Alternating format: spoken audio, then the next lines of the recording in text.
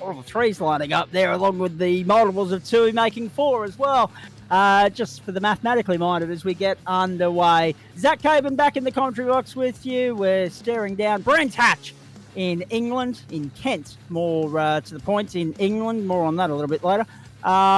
When Chris Whittaker jumps into the booth, because this is round 3 of the TCR production car series. Of course, TCR, the car in choice tonight, the production car championship. For many of you that remember term 2, we see many different cars used across the course of the season. This week it's TCR's turn, and it's a Honda and Hyundai mix with a couple of Audis thrown in for good measure as we line up at the end of qualifying to get underway for a 2-race program here. 15-minute race first up, then a 25-minute race second up, and then all attention turns to the Blackout Electrical Solutions Porsche Cup and Virginia International Raceway, the venue for them tonight, and a 40-minute sprint there as well. Daniel's here alongside me. He's been doing a bang-up job in my absence over the last couple of weeks, mate. Nice to have you on board. Cars about to line up here, and it's somewhat become a tradition in TCR circles that a Whittaker is at least on the front row, maybe always the 2 of them, but in this particular instance, 1 and 3 ain't that. Yeah, no, not at all. So there we go. So qualifying done and dusted. We've got the grid up, just to say, the grid up there. So Sam Chapman there coming in second place. Only 5 thousandths behind as well. Yeah. Which is a bang-up job there. Incredibly tight margins. Look at that. 0.042 covers the top 3. That's the sort of margins you'd love in Hyundai XL Racing and Formula V. And they love it in real-world TCR as well, but it doesn't often happen that way. We are looking at 3 o'clock in the afternoon. We are looking at 22 degrees, the ambient temperature, 36 on track, rather hot for Great Britain, and partly cloudy conditions. July 27, 2023. So behind Chris Whittaker, it's Reece Gosner, then Anthony Adshead and Adam Lavis, then Dale Sharp, Kurt Chapman, Robert McGrath, Tony Baker, Greg Padgett, Philip Howe, and Aidan Schultz. Slightly depleted field for this one, it's fair to say. But we've always said about TCR that what they lack in quantity they back up for in quality tonight should be no exception. And that doesn't just apply to the virtual world, but the real world as well. Set for a start here with Sam Chapman plotting into position there. And we are ready to rock and roll. We have got one non-starter. Philip Howe still sitting on pit lane, but we're ready to rock and roll. Thursday night motorsport on the platforms of the Gentleman Sim Racing Club. Let's go! From Brands Hatch in the United Kingdom, Adam Lavis stalls it on the grid and goes nowhere. Now he fires into gear and gets going, but he's going to be stone motherless last, heading to turn 1. That's a fantastic start here from everybody. Nice and clean. Was much different from last week. We had a couple of scraps here as Whittaker takes the lead, going down towards turns 4, I believe that is. So here we go. Turn 1, turn 2, now turn 3, the run up. The short shoot. What would be the back straight of the Indy GP layout, as they call it. The Grand Prix course is the one that we're playing with tonight, the full circuit, as they make their way down the back straight. Brendan Whittaker, Sam Chapman and Chris Whittaker. 1, 2, 3 remain as they were. In fact, 4 and 5, 2 through Reece Gosner and Anthony Adshead. 1, 2, 3, 4, 5 Hyundai and 4 Hondas. So that's a slight variance with the Team Whittaker stable running different manufacturers in TCR. Chris going for the Honda and Brendan favouring the Hyundai. And we've got access to that information now in the timing, in the broadcast booth as well, ladies and gentlemen, through to updates with our timing system. And you, of course, will benefit from that on screen as well. There you can see in the column, in the totem pole, in the top left corner of your screen, second column, third column, in fact, position, name, and then manufacturer number and the margins, the differentials between first, second, and so forth. We make our way down the main straight, 1 lap down and only 9 to go. It's basically a pretty simple mathematical equation, this one. It's roughly a 90-second lap around here in these cars, excluding the time you lose on a standing start, of course. So, yeah, I can't see them getting too much change out of 10 laps here. Oh, Taylor through turn 2 was Adam Lavis. It's interesting, we should point out, one thing that you will notice about this circuit, and it will be particularly prevalent if we have any sort of invert attached to the second race. I think we do from memory. It's been a while since I've been in the booth for a GSRC broadcast, and apologies for that. Reasons well documented for those of you that follow me on social media. But what we can point out is that we say it all the time, and it doesn't matter what car we bring to Brands Hatch, it is notoriously difficult for overtaking. So these guys are going to have to get creative and reinvent the wheel a little bit. If they want to fight their way forward tonight, they might have to rely on the odd mistake or two from drivers in and around them, and they will have to be a little bit tactical and a little bit smart about their gamesmanship and their strategy play in that second race where that splash and dash comes into play. Whittaker the lead up, 1:41.6, the fastest lap off the start there. We will see those times plummet this time around. Sam Chapman and Chris Whittaker going with him. They've gapped Reece Gosner, and Anthony Adshead's under pressure here from also Dale Sharp and Kurt Chapman. You're currently watching the battle with Adam Lavis, giving Robert McGrath the big hurry up, but trying to fend off Aiden Schultz as well. 1:34.707 for Reece Gosner that time around. We're right on board with Lavis. He sits 10th. Breaking news from the Oval in London, where it's dawned clear. There's no rain in sight. The Poms have wiped away their tears, and they have lost the toss for the first time in this series. Australia will have won the toss through Pat Cummins. They've opted to send the home side in. Bazball will be in full flight in about half an hour's time. Australia have won the toss and chosen to bowl in a must-win match if they want to win the series for the first time on English soil in 22 years. England need a draw to level the series and drawn series, but Australia, of course, have already retained the trophy, being the incumbent holders thereof. More updates from the Ashes throughout the evening. The Matildas are on as well. Great Thursday night of sport, but our focus for the moment is GSRC competition, and Chris Whittaker launching a challenge here, or trying to keep one at bay, one or the other. Yep, it's a definite overtaking manoeuvre for Chris Whittaker up the outside, if you don't mind, of Sam Chapman, and displaces him. So Chapman was running second. Not sure what's led to Whittaker being able to find his way by. He had been pushing Chapman along. He had been sitting there patiently. Maybe he's pulled the trigger and said, look, Brendan's getting too far ahead of us here, let's go. Now, of course, that's allowed Reece Gosner into the mix too.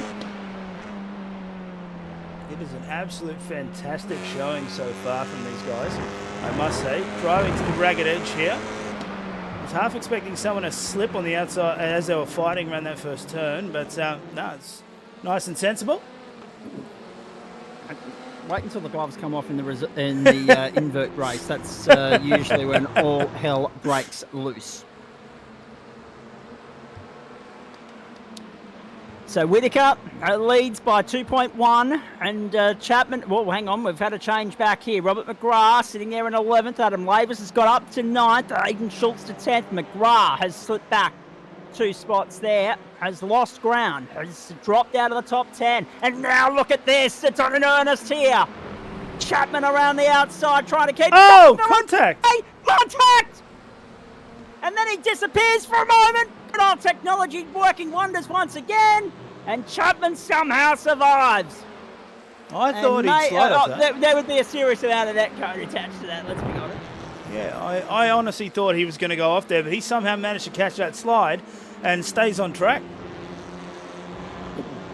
Extraordinary. And don't for a second think that wouldn't have been a frustrating moment for the cars in that battle pack as well.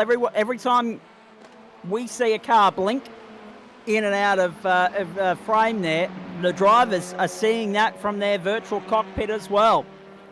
And it can be a nightmare to contend with if it is anything but intermittent. And if it's a regular occurrence throughout the race, and you're constantly having to battle that, it can lead to trouble more times than not. Let's hope for Chapo's sake that he is going to be able to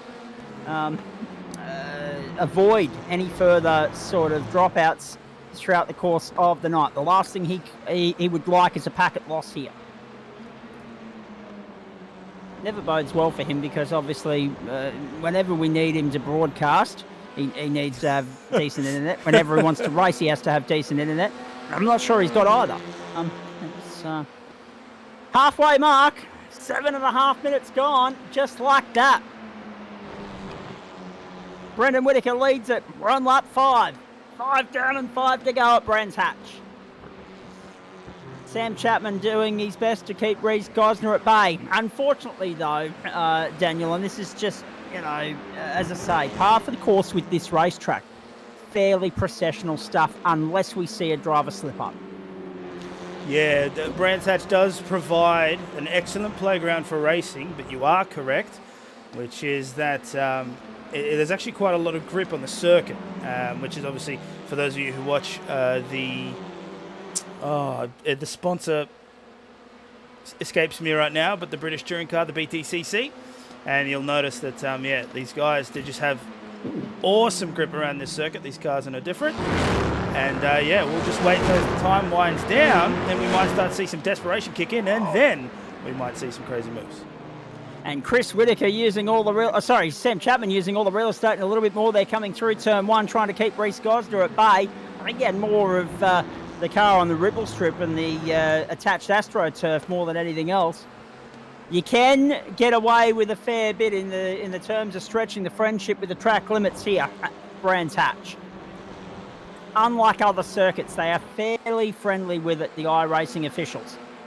They're not going to slug you with a 1X unless you're right out on the grass and mowing it properly. Down the hill we go. So it's Brendan and Chris, a Whitaker 1-2 at the moment. Hope you're enjoying Thursday Night Motorsport. Porsches from Virginia still to come. Big night. I mean, the swimming, the cricket, the NRL, the Matildas in action. But our focus on motorsport for the moment. And a big weekend of that coming up too, of course, with Formula One and Formula E, among other things. A lot to be excited about. It's just a genuinely awesome time of year. Brendan's extended his lead out. So even though Chris has got clear air here, this is the interesting takeaway from mine. The Hyundai seems to be the pick of the bunch at the moment. Yes, Honda's run 2, 3, 4, and 6, but it's Hyundai's 1 and 5. And it's Brendan with the clear air and 2.5 seconds to the good. Chris has just punched out the fastest lap of the race, but it's only by 0.009 of a second. Let's not get carried away about that. The Honda has had clear air. For a couple of laps now, but it hasn't been able to make any significant inroads on the Hyundai.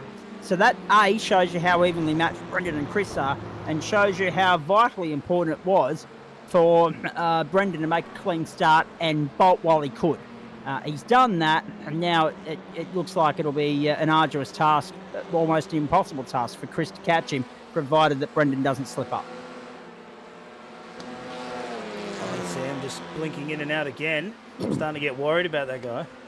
Hopefully this doesn't ruin his race. He had I believe it was on Monday, a severe disconnect during the GT4s, which put him out of contention, which was a shame to see. So hopefully his internet just holds up enough to get to the end of the race. Any chance we can change his name to Bill? And people of my vintage and Daniel's will understand what I'm saying by that. For the younger kids, there used to be this show on the ABC called Blinky Bill. Great show, by the way. Fantastic. Yeah, absolutely. Great Australian stuff. Bit of a throwback Thursday moment for you there. And we're only, 12 minutes into the night. It's great. Across the line we go. Chris Whitaker punches out at the fastest lap of the race, and then that's matched by Rhys Gosner. The Hondas are coming. That margin's 2.1, but it's only coming down ever so slightly. Nowhere near enough for Brendan to be concerned over the final 4 minutes here, the final 3 laps. He was in his car then. He certainly was. So Rhys Gosner has to be mindful of... In fact, if you're Rhys Gosner, you're trying to set up an overtaking opportunity. You're trying to get it executed, and you're trying to get the hell out of there before that blink becomes contact and cars wrecked. Yeah, not only that, but you'll also want to make sure you get ahead so that you can use less tyres. I don't think tyres are really too much of an issue considering the short nature of the race, but when you want to be pushing harder, you want to make sure you've got that extra tread. So following a car that closely for that long is definitely going to add to those troubles.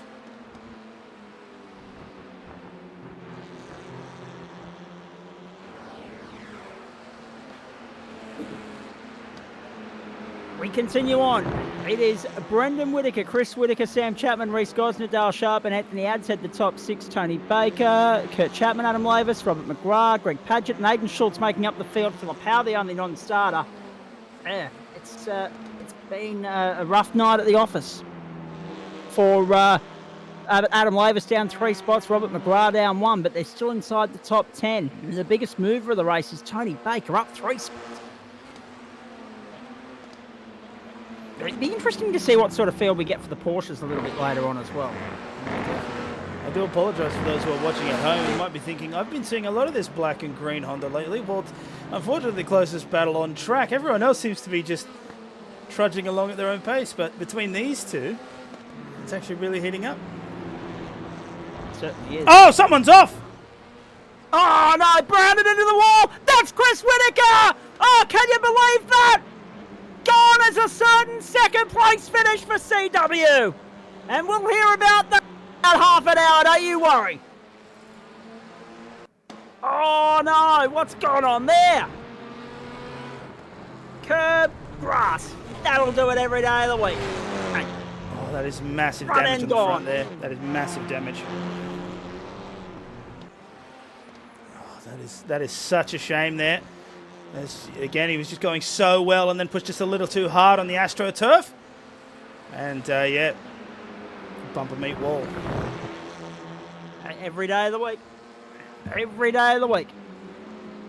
So Brendan Whitaker, Sam Chapman now second, Reece Gosnell third, and Chris Whitaker off the circuit and limping that thing home to a certain retirement.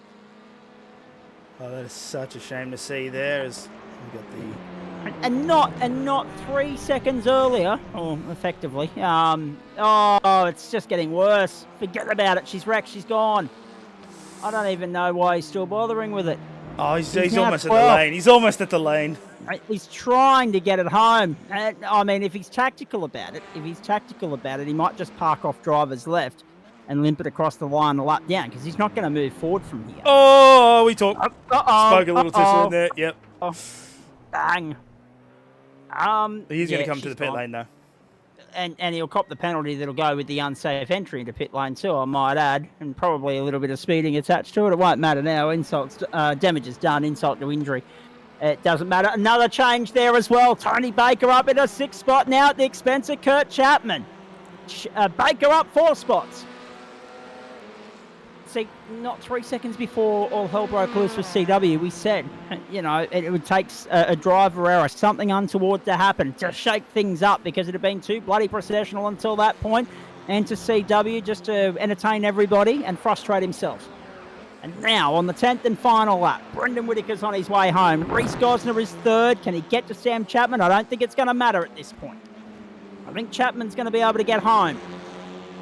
Brendan Whitaker was leading home a certain Team 1-2 there a few moments ago, that is left to pick up the pieces and claim the glory all on his own. Right turn, checkered flag. Brendan Whitaker wins race 1 at Brands Hatch. And Gosnell's trying to get to the line, but he's just a bit too far back. And he'll cross in 3rd place. Oh, we've still got a battle at the back here, though. We certainly do. It's Greg Padgett trying to fend off Aidan Schultz. Now, if Padgett can get through this last corner cleanly, it's not quite clean, but it's going to be clean enough. He'll be able to out-drag Schultz to the line, and that's 10th and 11th for you. And CW will get out there and finish 12th. And he was the one that pointed out to me earlier in the day,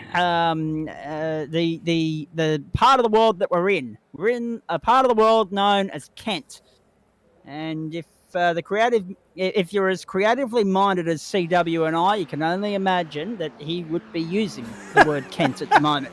A couple of, I think you're right there, mate. a couple of changes to both consonants and vowels. Jeez. At least I've already got the first question ready for him when he makes his way into the booth a little bit later on. That's always a satisfying feeling. Actually, no, I shouldn't do it, because it's the same rule applies for anyone that's ever broken their ribs. The same goes with when you've had your appendix removed. Laughing hurts. so I've got to straighten things up here for a minute. Let's remind you all of what's going on a very big Thursday night. Very shortly, once we're done here, we take you to Virginia International Raceway. Yeah, that'll do it. That'll buff out. Oh, dear. It'll buff out now because you get the automatic reset. Then, of course, next Monday night, we're back for GT4 and GT3, and we're excited about that. It'll be our last hit out for the month of July. Brendan Whittaker gets the job done. 1.5 minutes ahead of CW in the end. I don't know how he still got out on the lead lap, if I'm honest with you. I was certain that he'd end up a lap down. Sam Chapman, 2.3 back, only just holding off Reese Gosner, then Dale Sharp, and then he had said, then Tony Baker, Kurt Chapman, Adam Lavis, Robert McGrath, and Greg Padgett. Aiden Schultz and Chris Whittaker rounded out the field. Schultzy, of course, unlucky there without the... I'm not sure where the invert is in this field. I'm pretty sure it's 10, and that would mean that Schultzy's the unlucky one to miss out there. But Chris has made a rod for his own back there because 12th means, well, A, you're out of business, and B, you're chasing your tail the rest of the night long on a track where overtaking has proven, and again, illustrated by what we've seen so far tonight, to be notoriously difficult. So we'll wait and see what happens when we get to race 2 in just a few moments' time. Quickly, before we go any further, cannot do this without the valued support of all of those people that support the GSRC and our platforms. And I just want to remind you all that they are scrolling across the top and the bottom of your screen during intermissions here throughout the course of the evening. One of the pitfalls of me being away for so much of the last couple of weeks is that it's actually fallen well down the file on my Google Drive recent list. But I can say that we wouldn't be able to do this without Waste Options, Orbic Australia, Blackout Electrical Solutions, Login Systems, Astute Finance, Fisher and Doyle Lawyers, and Flash Graphics. Australia won the toss and elected to bowl. The Titans got over the Broncos in women's NRLW Golden Point. Thursday night footy and cricket up and away. The swimming and the World Cup still to come. And race 2 of what's been a very entertaining round of the production cars from Brands Hatch is just about a fire into life for you, ladies and gentlemen. Cars lining up on the grid now. And we did suspect correctly that it was an invert top 10. Greg Padgett for Bean Boss Racing will lead the field to green. Robert McGrath there second, Adam Lavis, Kurt Chapman third and fourth, Tony Baker, Anthony Adshead fifth and sixth, Dale Sharp and Reese Gosner, Sam Chapman and Brendan Whittaker.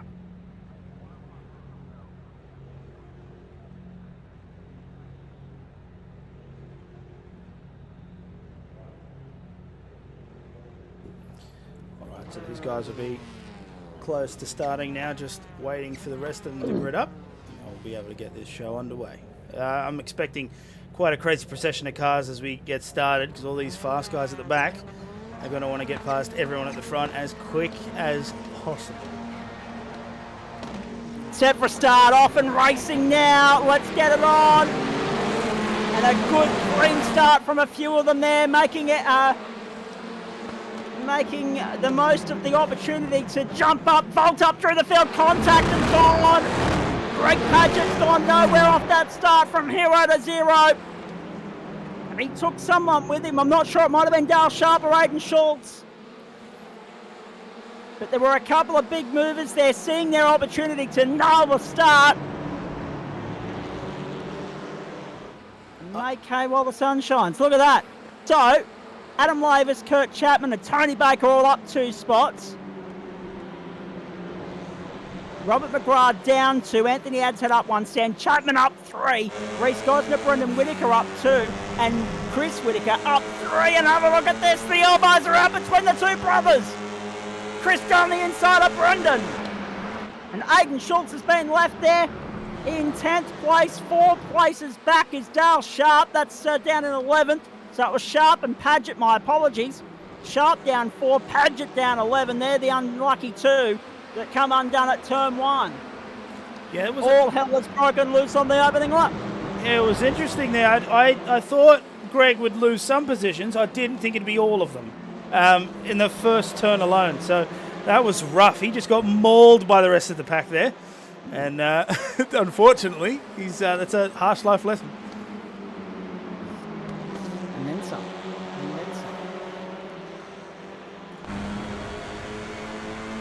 you can't nail the start in the TCR, it's a fast track backwards.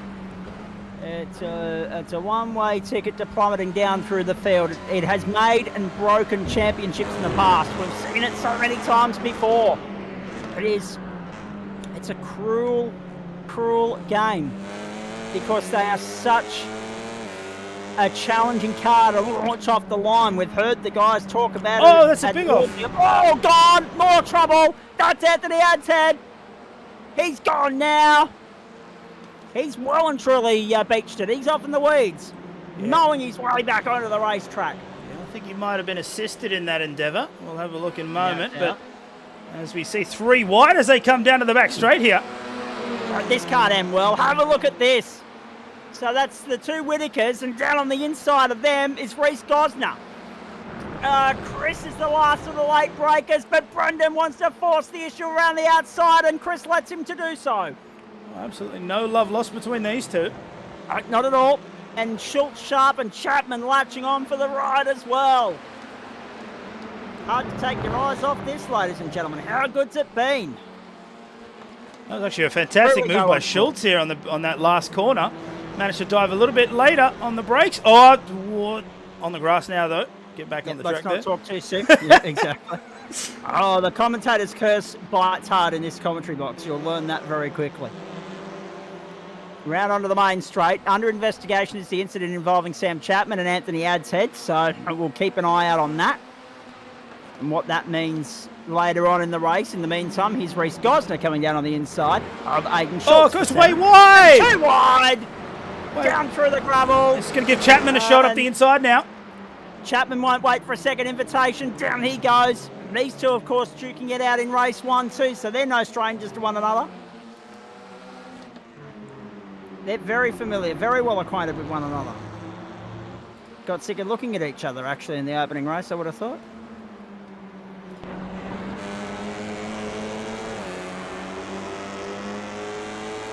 What a start.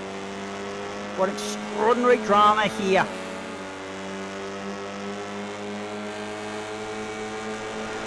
Right on board with CW all over the back of Brendan at the moment.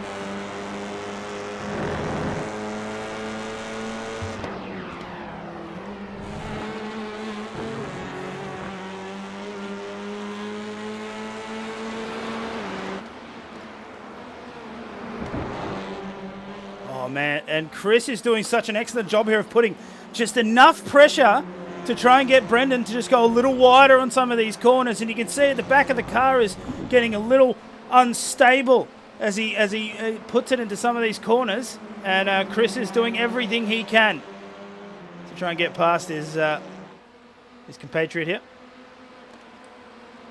A 5-second penalty for Dale Sharp for the incident with Greg Padgett on the opening lap. A lack of racing room deemed to be the reason for the penalty there. Or not enough racing room given by Sharp on Padgett. And that's why he's worn the wrath at the officials there. Lavis, Baker, Chapman, McGrath, Whitaker, Schultz, Gosner, Chapman, and then Padgett, Sharp and Adset.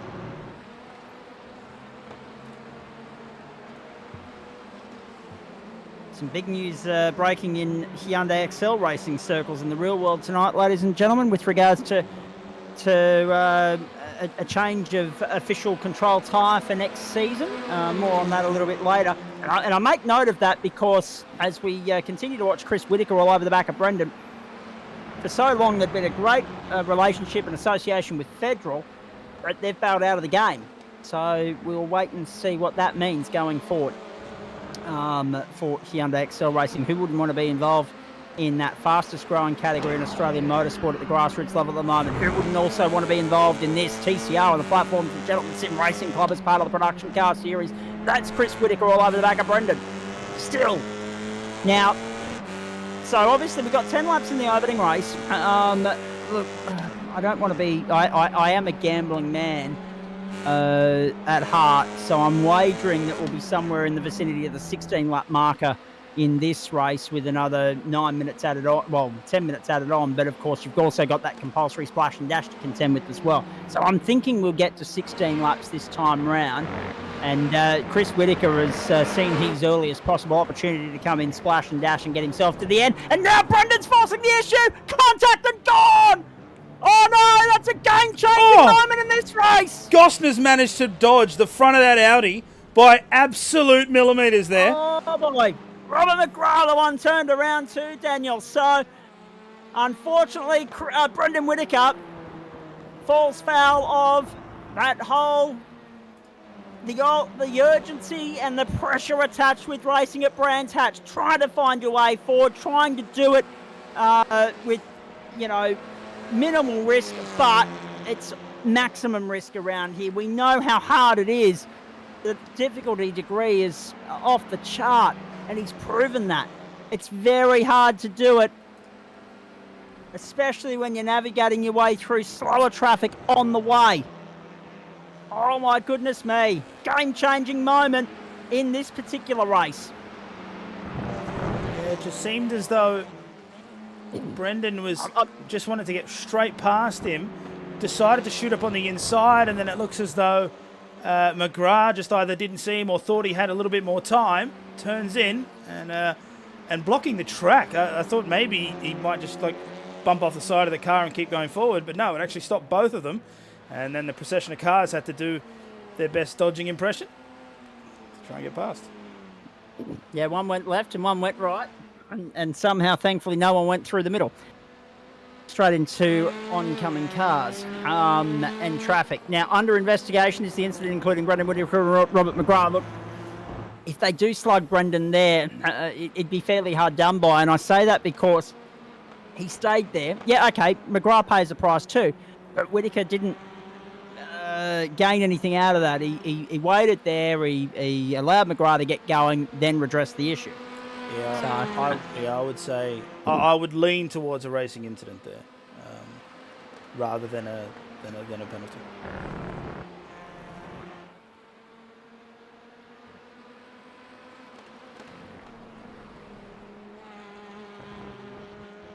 Adam Lavis at the front here, doing a stellar job. This is where he's usually most comfortable, Adam Lavis, but at the same time, he falls foul of his own, I guess,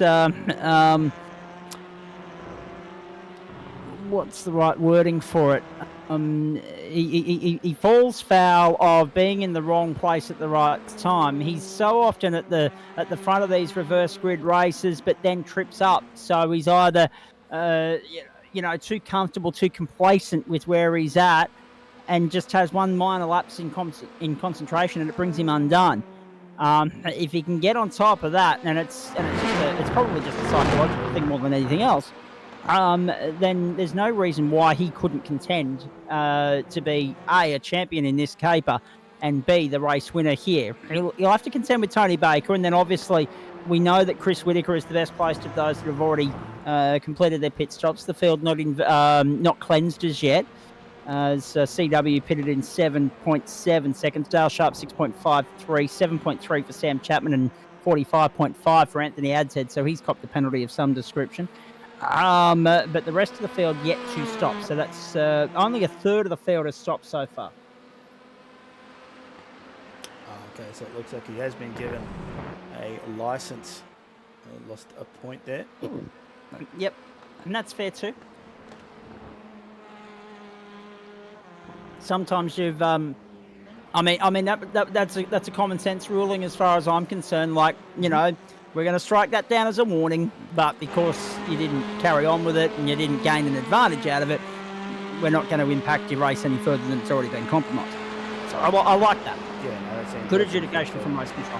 Pretty fair there. Dale Sharp here just chasing down the back of Padgett. Oh, hang on. Reece Gosner and Kurt Chapman off the road. Reece Gosner and Kurt Chapman are off the road. Oh, that looks like massive damage on those cars. Massive damage on the back there. We'll see a replay in a moment, I'm sure. But Reece Gosner and Kurt Chapman have come together at the back end of the lap. This is lap 7, and we're now on lap 8. Have this TCR race is part of, this is race 6 of the championship as part of the production car series at Brands Hatch, and it's causing all that. Reece Gosner's not happy. He's going nowhere but the back of the garage, I would imagine, and he's entering into pit lane would suggest as much. Frustrated by this. Let's have a look again. Oh no. Oh, that's so that's so catastrophic. Heavy. That's so heavy. Oh, and you can see right through the car almost of Chapman there.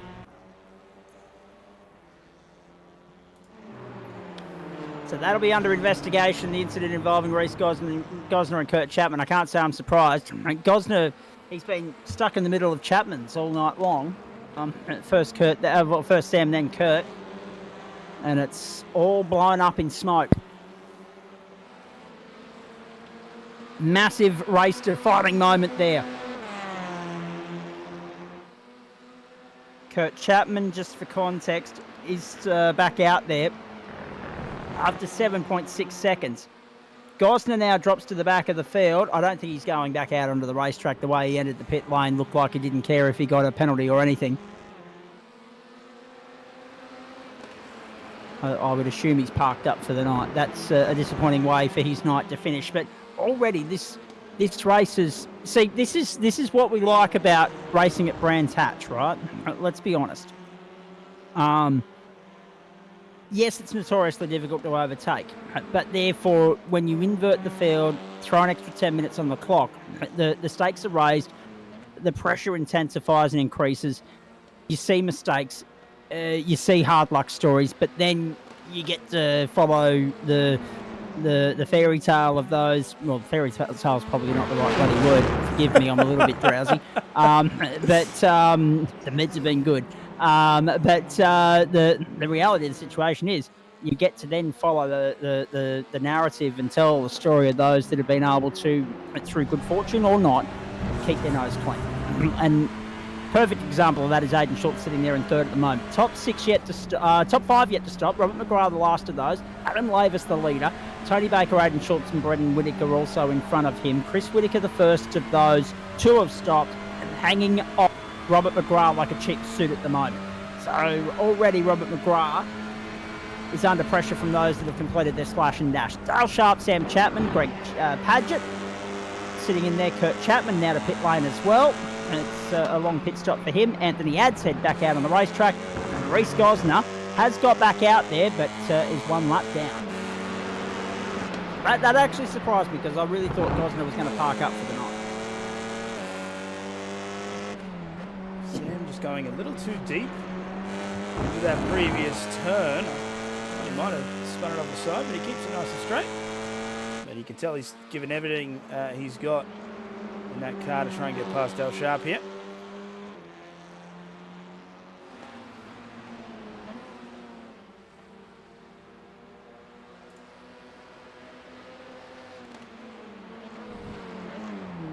So Lavis, Baker, Schultz, Whittaker and McGrath couldn't ask for better racing for the return night of the commentary box. I'm not gonna lie, it's been real worth it.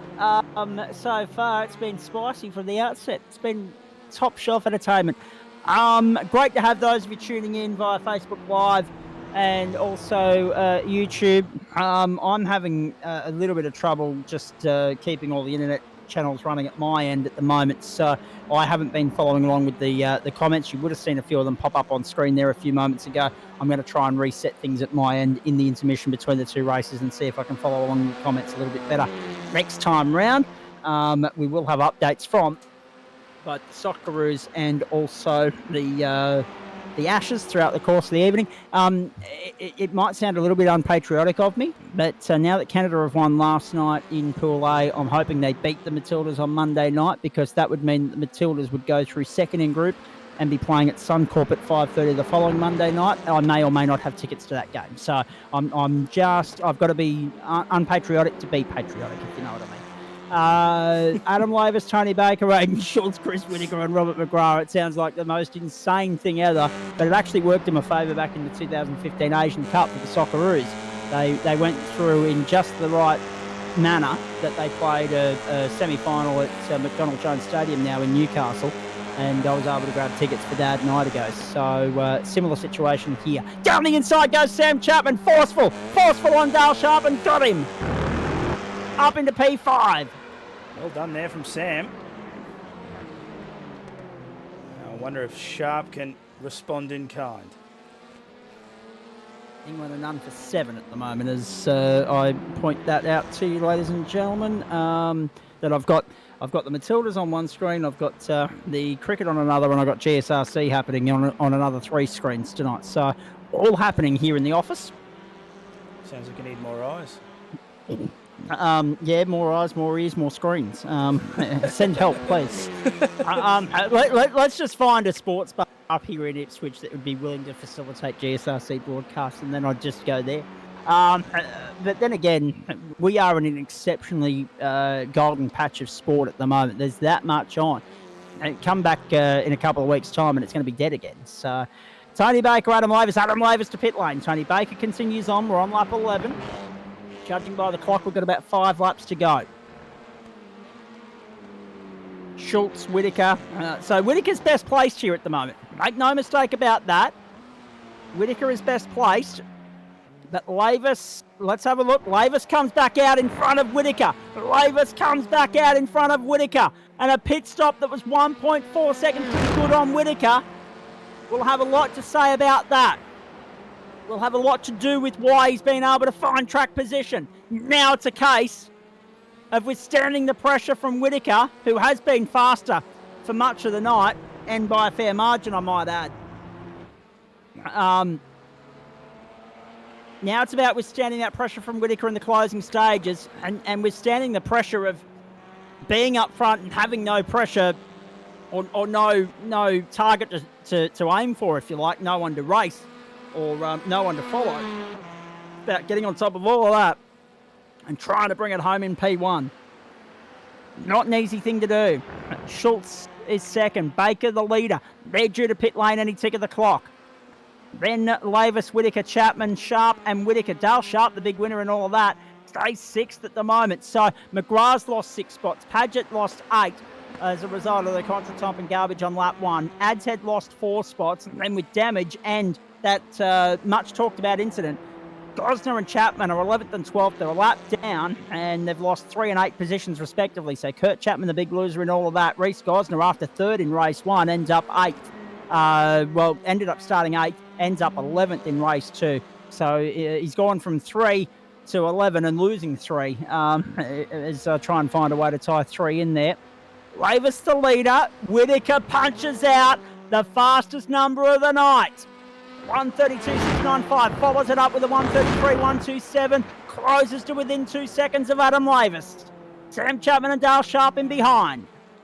Brendan Whittaker's got out in front of Aidan Schultz, who rejoins 6th, and Tony Baker is still on pit road after 32 seconds. Oh no, Tony, what have you done? Tony Baker has fallen foul of a pit lane penalty at the hands of iRacing, and that will cost him 7th place as Robert McGrath comes across the line right now. Yeah, he's only just leaving his box there, so that's a rough one there for Baker.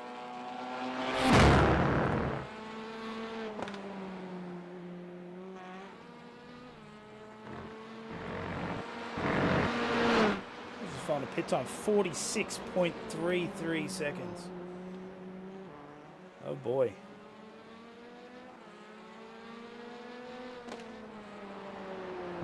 Has allowed Greg to catch up a little bit though. Wonder if maybe he'll be able to close this gap and potentially get P8.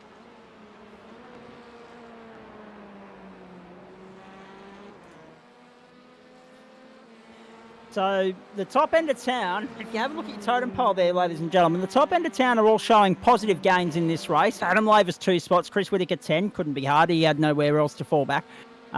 Sam Chapman up 6. Dale Sharp 3, Brendan Whittaker and Aidan Schultz 5. Then Robert McGrath down 5, Tony Baker 3, Greg Paget 8, Anthony Adshead 4, Reece Gosner 3 and Kurt Chapman 8. We're on lap 14, we've got 4 minutes to go. Adam Lavis on his way home as the race leader and maintaining that buffer, that handy little buffer, 2.1 seconds.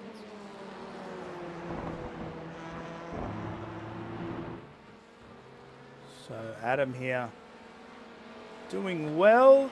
Whittaker's only about 2 seconds behind, but just touching back on what you were saying earlier, it seems as though Adam might have been listening to you and has decided to not put a foot wrong. And he might just squeeze this out. Here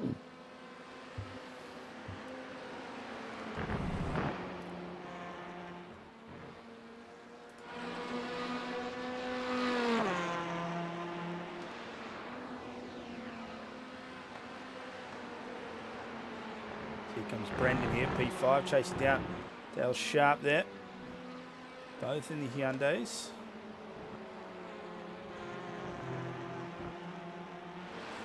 Just curious to see what the lap times here. So we're going to go about 1.6 seconds there in lap 11. Almost 0.3 there in lap 12. And 0.6 faster in lap 13. So Whittaker is clawing back this time. So he'll be in an attack range shortly.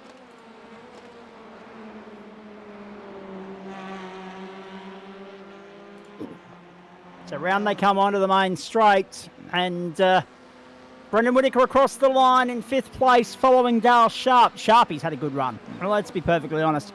Has punched above his weight in the BMW on a Monday night in GT4, running a livery that BMW fans of old will be very synonymous with here in TCR, despite the fact that BMW doesn't have any representation there at the moment. But yeah. It's great to see him having a consistent run at the moment, and it's a tip of the hat to perseverance. Like, I mean, this club's full of great stories of people like Hobbo and Denchi and whoever else that come in. Trent Lavis is another one. They come in, they do a great job because they're so versatile and vastly experienced that they just pick up where they left off, and it's like no time has passed. Then you got the stories like Dale Sharp and many others within the club, where they slowly but surely chip away at their own personal performance, and you follow their gains and their progress throughout the course of any given season. And whether it's a pass or fail, that's not the point. You often gauge their personal gains based on their own previous season-on-season performance, but then also you look at the people who they learn off and they aspire to be. So I've always said one of the great things about this club, and we're on the last lap, by the way, as Adam Lavis comes across the start-finish line. CW second, Sam Chapman third, Dale Sharp and Brendan Whittaker making up the top 5. The reality of the situation is that the top of the club has brought the bottom of the club up. As we have a look at Brendan Whittaker there making a lunge to try and get by Dale Sharp, and that is not going to be an easy task. That's going to be proving difficult for Whittaker, and it's going to be proving frustrating as well. The top of this club has brought the bottom of the club up with them because the bar is there and everybody's striving to get further and further up the tree and climb up towards the top. So there are many different reasons why people like Dale Sharp deserve recognition for the performances they've been putting in throughout the course of the season. So it's nice to see him having a top 5 here. And yeah, we can talk about the size of the field and the quality's there and not the quantity. But at the end of the day, you've got to be in it to win it. You've got to keep your nose clean and you've got to bag the results. So well done, Sharpie. Chris Whittaker, it's a gallant effort, but it's going to amount to nothing, isn't it? It's going to be second for CW. It should have been second in race 1. It only took us 30 extra minutes to get there. Adam Lavis withstanding the pressure on the final lap. He's no stranger to victories in TCR, but finally withstanding the pressure of a late charge home from CW to get the job done and win it on merit at Brands Hatch. Good. Trent's had a win here before, now Adam does too. It's a fantastic job there from Adam. And we'll just switch over here to thought maybe he might be close enough to do it, but Dale Sharp's held him off. And he'll cross the line in P4. Whittaker, Brendan in P5.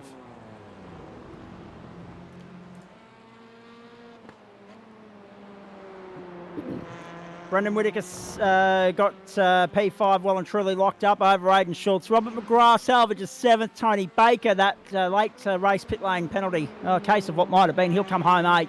Then Greg Padgett, Anthony Adshead. Reece Gosner got back across the line in 11th. and Kurt Chapman a further half a lap back in 12th. So everyone's going to come home. 2 of them a lap down. Adam Lavis gets the job done, and 2 different winners to start the night. Whoever said TCR was boring? The production car championship, doesn't matter what car, doesn't matter what week, it always delivers. And TCR, just as it does in the real world, continues to throw up the great variables. Good stuff. Thursday night motorsport back in a big way on the platforms of the GSRC. And if you didn't enjoy that, go and check your pulse.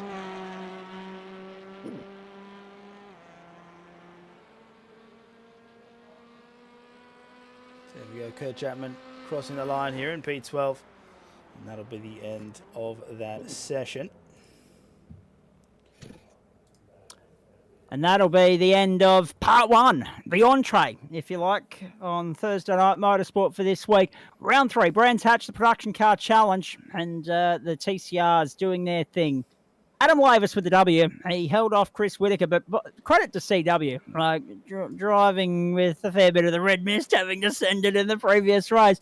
He got back to within 0.4 of a second, and it was 2.2 after the pit stop. So that was really good stuff. Well done to you, Dale Sharp. Well done, mate. That was great from you. Got home 4th in the end. So Sam Chapman, Dale Sharp, then Brendan Whitaker, Raiden Schultz, Robert McGrath, Tony Baker. And then, you go back to Greg Padgett, Anthony Adshead, Reece Gosner, Kurt Chapman, and Philip Howe was a non-starter. Now, Hyundai's 1, 4, and 5, Honda's 2 and 3, Audi's 6 and 7. So good manufacturer diversity and all of that as well. I'm just waiting for CW to launch into the booth so that we can have a chat here and just find out what the hell was going on in race 1 there. Because I'd not long said you can get away with pretty much murder with regards to track limits around here, but we didn't preface that by saying, watch out for the bloody grass, because grass is suicide. You get that, and it's and for whatever reason, I don't know why, but it's always as though someone's coated it with a layer of water. Every time, like here he is right now, like greasy, misty, morning dew water. It always seems like it doesn't matter what time of the day it is, all the iRacing tracks and the grass that is implemented into those circuits on the iRacing servers, they're all the same. So, CW, welcome into you, and just remember, you fed me this earlier in the evening. Didn't you make a real Kent of yourself? Yeah, that's 101 on running out of talent right there, mate. That's I thought I was right in race 1, and well, so did I. I'd only just said on lap 7. Nice to have you in here, by the way, and nice recovery in race 2. I've been waiting to use that line for about half an hour, as you can appreciate. And it was funny because for the better part of that race, I'd got to, I think it was about lap 8 or lap 9, the incident happened. And I said to Daniel here in the commentary box, and Sam Chapman's just joined us now as well, the reality of the situation is that unless someone slips up, or unless we see something untoward happen, we've reached a fairly processional point of the race, trademark Brands Hatch racing, where you've got to rely on someone else making an incident, or someone having a real gutsy lunge to complete an overtaking opportunity for anything to change. And all of a sudden, there you are spearing off exit drivers left. You just stretched a little bit too much in the friendship department with the exit there on the right-hand side of the left-hander at turn 3, and that grass, mate, she's lethal. Yeah, it was literally the second it got to a tyre width, it was sort of gripping there, and it was right, and then that next millimetre it just spat me on as a passenger. And the biggest thing I was worried about, once I hit the wall, just before I hit the wall, I sort of tried to square it up and flatland as best as I could, but almost got there, and then on the skids as hard as I could, but I had no steering. It just spat me back out in front of poor old Sam and Reece. I thought, oh, here we go, I'm going to take 2 other poor buggers with me in the process. But that was pretty crap. No, race 2 was a bit of fun. Fun getting back through the traffic. But that's all right. That's what we're here for. But at the end of the day, I think I probably threw it away myself. in the second race there towards the end with about 4 laps to go when I decided to go bush bashing there. I just lost too much time, so no opportunity to put the pressure back on Adam, and started making a few little mistakes. It took to go. I thought, we might be on here, but yeah, 1 lap short, unfortunately. Stay with me there, CW. Coming back to you in just a moment. Bounce across you, go down to Sam Chapman. Reece Gosnell got sick of the sight of Chapman's tonight. Thankfully, you kept it clean, you pair, but then he's come together and had a big blue with Kurt Chapman. So, if anything, being the Gosnell and the Chapman sandwich didn't really work for him tonight, but it worked well for you. A nice result, mate. Second in race 1, as per CW's cock up there that we've already dissected, and then backed it up with a third in race 2. So, if nothing, consistent tonight. Yeah, no, it was a good night. I'm glad someone else was in a sandwich, because I got stuck in a Whittaker sandwich race 1, which is always always a difficult ordeal. But yeah, got away with it. Unfortunately for Chris. But yes, Brendan was way too far ahead by that point. But yeah, other than that, yeah, Anthony just sort of, his issue sort of pushed me back in the pack for the second race. So yeah, just had a pit stop and get back cracking again. On that subject, we didn't see it at the time. We only saw it after the fact. Was it a mistake from you, Chapo, or was it just a little bit of grit and determination from CW that saw the change of spot there partway through race 1 when you were displaced? So when I was displaced, so I was side by side with Anthony for about half a lap, and then we sort of went into that corner. He got a little bit wiggly, and I've gone in and expecting him to have passed, and he'd sort of gone straight on. So we'd touched, and then that let through about four cars, including Chris. So that sort of held things up quite a lot. But yeah, I think I was sort of second last or third last after that. Yep. And CW, we mentioned there earlier just how difficult it is to pass around here. You had to accept the invitations that were presented to you, and you did that with your move on Sam here. Yeah, it was. Here you go. You'll see my brother doing me a couple of favours here as well, will you? Or was that? Yes, that's true. Might be from race 1. I know he definitely channeled his inner Treno in the second race there, and I was going to say you two look as though you were getting a little bit feisty. But okay, it's going to be like that. That's all right. I'll put that one in the memory bank for the last lap. That's all good. We can both play that way. No, it's all good. It was good fun. But yeah, no, I can't remember the question, so I'll just ramble on for a little bit until I remember it. Okay. Neither can I, actually. It couldn't have been too important. No, sorry, Zach. But, shut up. It was with regards to overtaking at Brands Hatch, because look, you've got to commit to it, for one, and sometimes you've got to take that first invitation because you can't guarantee that the second one's going to be presented to you. Oh, 100%, mate. Overtaking at this location is an absolute tent. Yes. Yeah, so I can't remember what the suburb was called, because that made it even funnier again. But no, exactly right. It's a full-blown lick the stamp and send it sort of scenario around this place to get the overtake done. I think Sam and I went too wide for what was it, 2, 3, maybe 4 corners until it was actually done in that first race.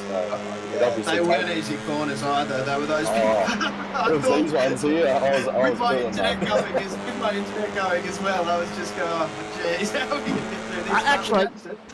Actually, there may or may not have been a petition lobbied from the commentary box partway through race 1, actually, Sam, to get your name changed to Bill.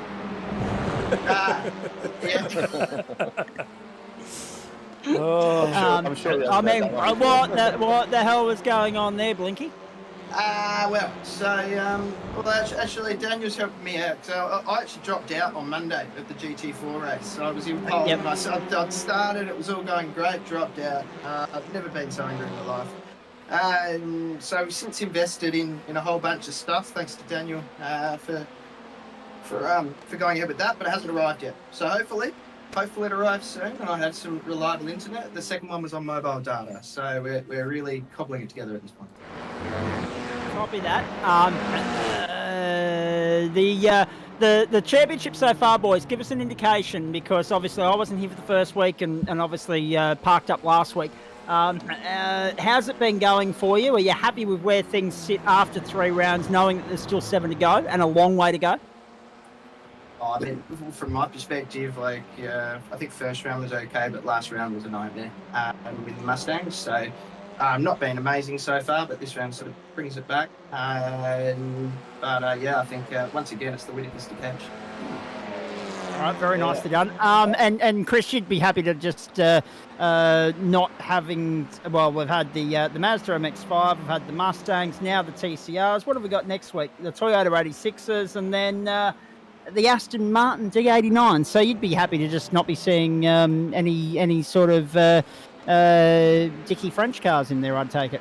Exactly, mate. We've got the only front-wheel drive car that's worth running. That's tonight, obviously. So, but yeah, in terms of championship, I'm a bit disappointed about race 1. I mean, obviously TCR's sort of our jam, so I really wanted to bank some good points here. So I ended up with a drop round last week. I was working in Perth for the week, so one drop round there, and then you got Lieber and Sprints in a couple of weeks. So that's going to be another Thursday night miss. So I can't really afford any dud rounds. So tonight's hurt pretty bad, but.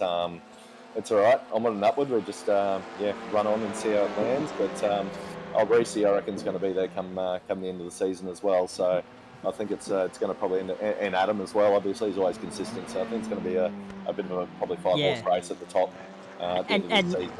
And nice to see Adam bagging a W tonight, even if it was at your expense. Yeah, I'm not sure I agree about that. Always good to see Adam get a win, just not when I'm up his date. But no, he did bloody well, mate. So as I say, a couple of movies, I was hammered down as much as I could, and I wish I could have done those bloody laps down in practice or qualies, but I knew it was in there, but I couldn't do it.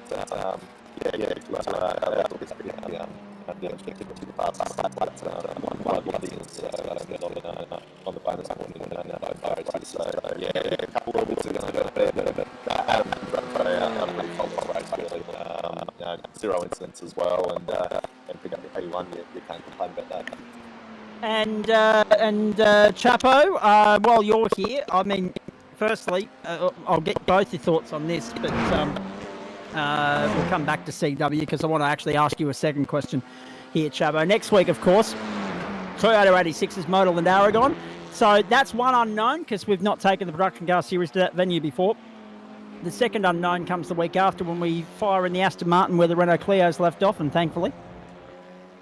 Yes, both are unknowns because I think I've got the Aston Martin but used it once and haven't purchased Aragon. So bit of practice to do, but bring it up. And while you're here, mate, we're only, I think I'm right in saying, about a week and a half away from the start of the new GSRC GT3 Endurance Championship, are we not? Yeah, that sounds about right. Creep it up slowly. Yeah, I'll better actually check the calendar. But no, it will be first round, multi-class this time as well. So we've got faster cars hanging around with the GT3s too. So yeah, that'll be good. Sort of shorter race to start with, 4 hours. So yeah, get signed up, get those teams together. It'll be great to see a lot of people out there. We've locked in the broadcast for the season at this point. Excellent, lovely stuff. I'm not going to lie, I'm disappointed about missing last week because I bloody love Circuit Gilles Villeneuve Montreal, but that's another story. Now, as far as what's coming up is concerned, CW, I just asked Chapo about it. The next couple of weeks, venture into the unknown. The Aston Martin will be good fun in a couple of weeks, but first we must conquer Aragon, and at least it's a car that we don't mind in the Toyota 86. Great car, wouldn't have a clue where the track even is in this world. So Spain. Haven't got it yet. Espanol, no worries. Brendan's a bit of a fan of the track. He's been banging on about how good it is. So I'll have to get my butt into gear and buy the track now that I'm not bothering with the iRacing Queensland state titles because everyone's too bloody fast for me. We'll get a bit of practice in the 86 around that track and get it all ready for next week and see what we do and call back a couple of points. And you need it after that race one throwaway tonight. That being said, good hustle, good strategy play, got you back through the field. You brought a little bit of luck with some incidents happening around you as well. Good fight back to second, but definitely a case of what might have been. Mate, go well for the rest of the night. Thank you. And Sam Chapman, thank you to you as well. Thanks, mate. And we're going to a break on that note on the platforms of the Gentleman Sim Racing Club. It's a quarter to the hour. Stick around, though, because the Porsches are coming up from Virginia. Once we have a feed established from the Virginia International Raceway, the virtual Virginia International Raceway, we'll have some pictures in from qualifying for you. but we'll take a break from the commentary box in the meantime because straight after appendicitis, I got a frog in the throat. So it's all being fed up Millhouse at the moment. It's absolutely fantastic. We're going to a break. It's Thursday Night Motorsport on the platform for the Gentleman Sim Racing Club. I'm off to suck on a strepsil and no doubt banter with these two blokes. And we will be back with some Porsche racing. Round 3 of the championship for Blackout Electrical Solutions on the other side of this.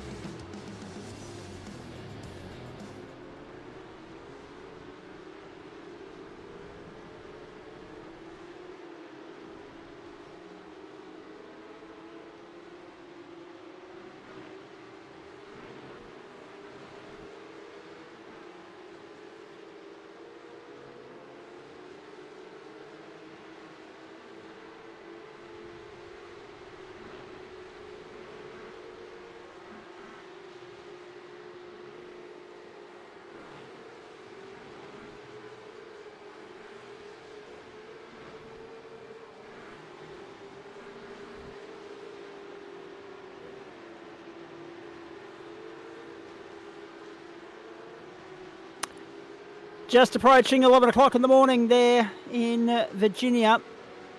And it's the Virginia International Raceway that's the venue for this sprint round. Not super sprint, just sprint. Just a straight out 40-minute shootout of the Blackout Electrical Solutions Porsche Cup, and is the third round of the championship.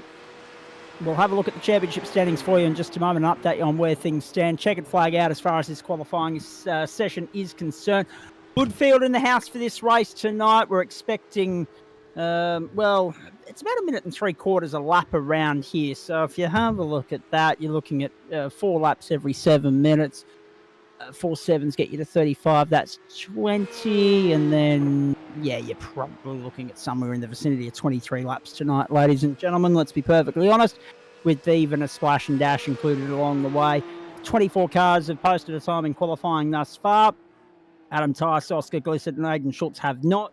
But at the top end of the tree, 0.15 separates first and second, Samuel Sproul and Matty Dench. This is Thursday Night Motorsport. We do it with thanks to the great people at Waste Options, Orbic Australia, Blackout Electrical Solutions, Login Systems, Astute Finance, Fisher & Doyle Lawyers, and Flash Graphics. It's going around the grounds, 0-0 at the moment between Australia and Nigeria.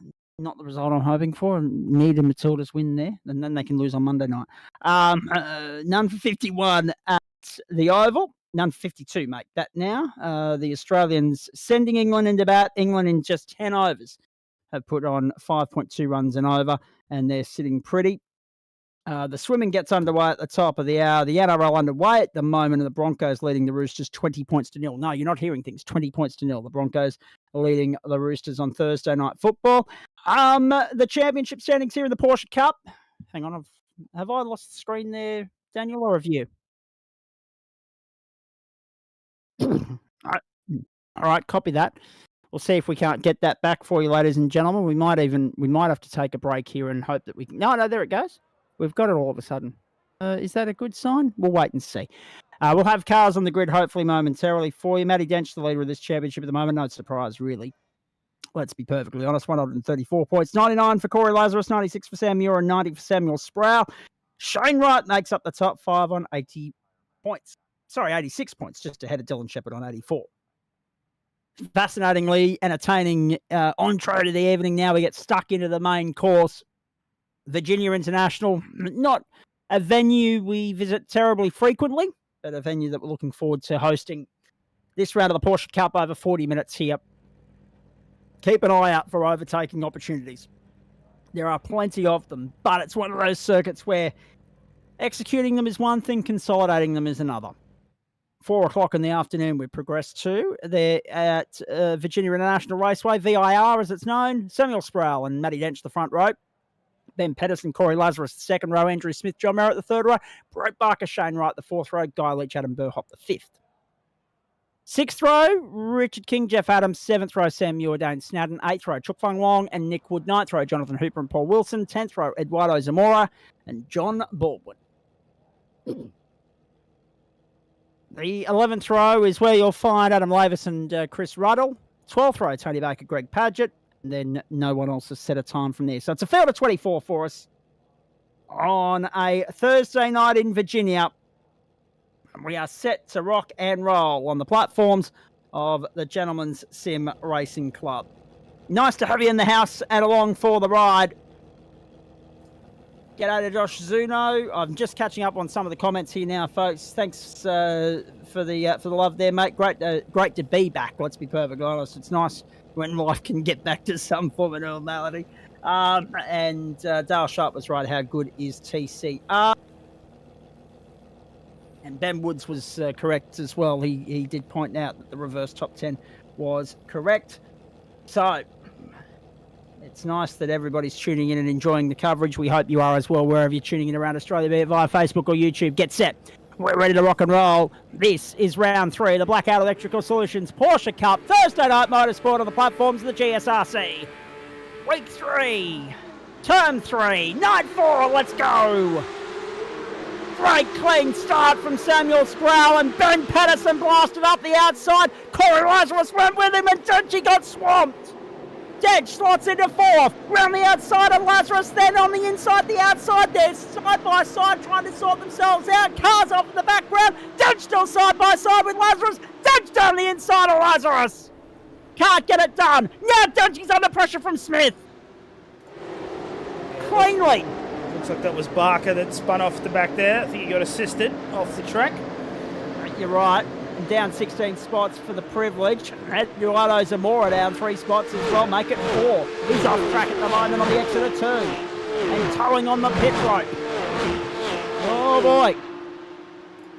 Sproul, Pedersen, Lazarus, Smith's got by Dench. Dench is 5th best on the opening lap. Now is he playing tactics? Is this the start of the gamesmanship we've come to expect from Dench, or did he just botch it? We will wait and see. Time will tell. We've come to expect stranger things from this bloke over the course of time. He's a 6-time champion for a reason, let's be perfectly honest. And in behind him, one of the experienced old hands of GT3 racing in this club, John Hot Lap Merritt. Good to have him back too.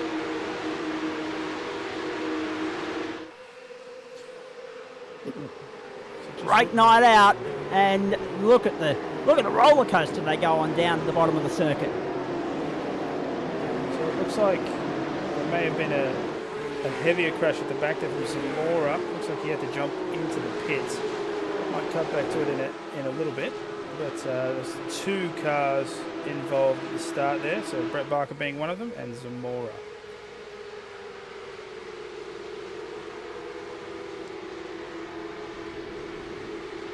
Across the line we go at the end of the opening lap, and Sproul leads Pedersen, Lazarus and Smith. Dench is another second back. What sort of games is he playing this early in the piece? And when should Sproul, Pedersen, Lazarus and Smith feel a little bit nervous?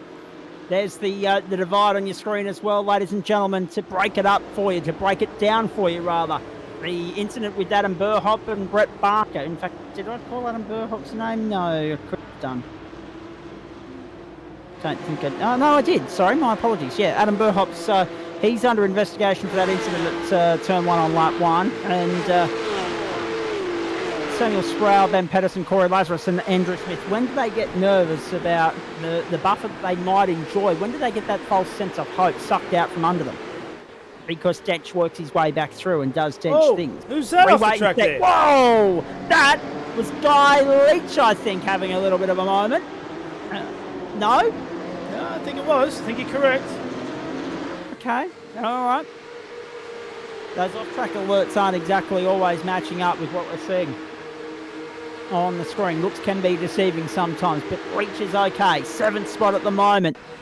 A little bit of a moment here. Let's have a look again.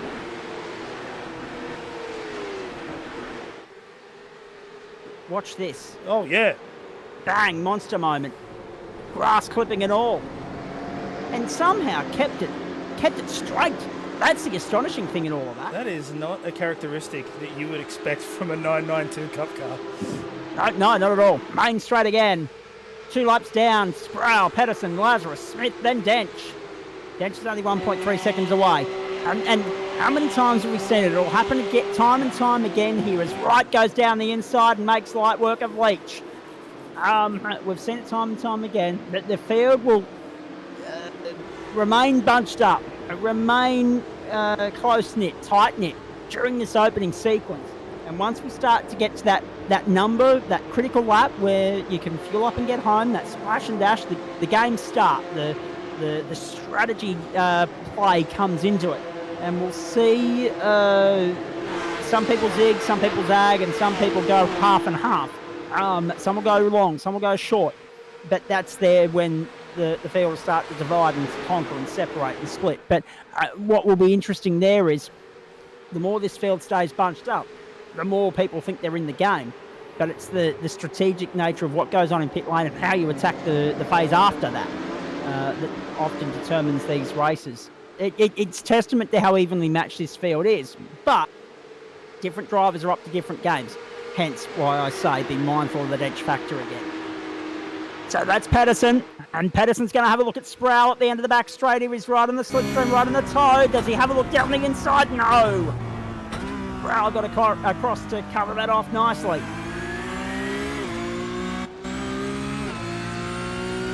Actually, I'll tell you what. We've got Ben Pedersen here. We've got Samuel Sproul leading the way. We're coming round to complete another lap. For those of you not familiar with Virginia, let's crank up the volume and go for a ride, go for a hot lap if we can, Daniel, with Ben Pedersen here, and just enjoy these guys doing their best work and hear the Porsche sing.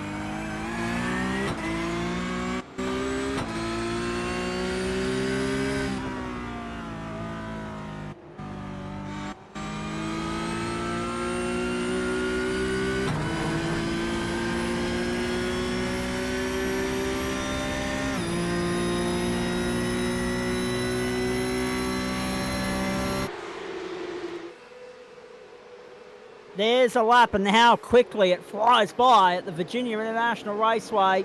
You're riding on board with Ben Pedersen following Samuel Sproul. No change to the top five, except to say that Matty Dench has punched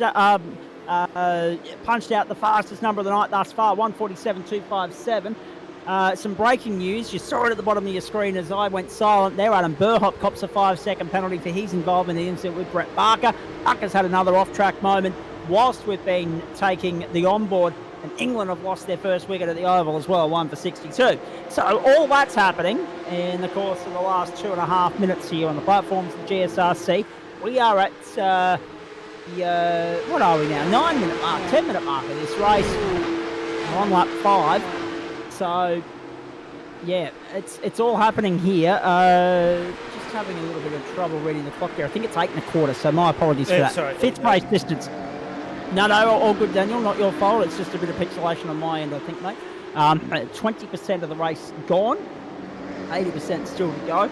We should point out that you're watching round 3 of the Blackout Electrical Solutions Porsche Cup. If you're just joining us, no, you're not hearing things. It's ZW Caban back in the booth after a fortnight off. I'm happy to be so. Daniel's here alongside us. New to our GSRC club, but made the mistake of offering his hand at broadcasting, so drew the short straw to do so throughout the course of the season, but we're enjoying having him. And John Merritt is sitting there in 6th place. You're watching Andrew Smith in 4th. Guy Leach is 7th. So the top 6 are now a train. That's another point worth noting. The top 6 is now a train. Dench is latching onto Smith. Merritt's trying to go with Dench. Then it's 6 seconds back to the rest, and Shane Wright's just got by Guy Leach on that note into position number 7. Muir and Burhop make up the top 10. Burhop's got an invoice coming. As far as the Open Cup is concerned, as I said there on the left-hand side of your screen, check it out. That breaks it up for you, breaks it down. Who's who? Who's racing in the Elite Split? Who's racing in the Open Cup? We will flick that back to the outright standings for you in just a moment to show you where the best of the Open runners is in relation to the overall field. It's 12th place. It's Chuk Fung Wong and Richard King 13th, Nick Wood and Paul Wilson. So the top 3 in the Open Split only have Richard King playing with them at the moment that isn't in their fight. And that's a good fight at the moment, let's be perfectly honest. We've lost Aidan Schultz. We've lost Eduardo Zamora. We've got 21 still running after 23 started the race. Plenty happening. There is plenty happening. We might take a second here to have a look at previous Some replay? incident here. So this was Zamora, and this is where he come up. Oh, jeez. Uh-oh.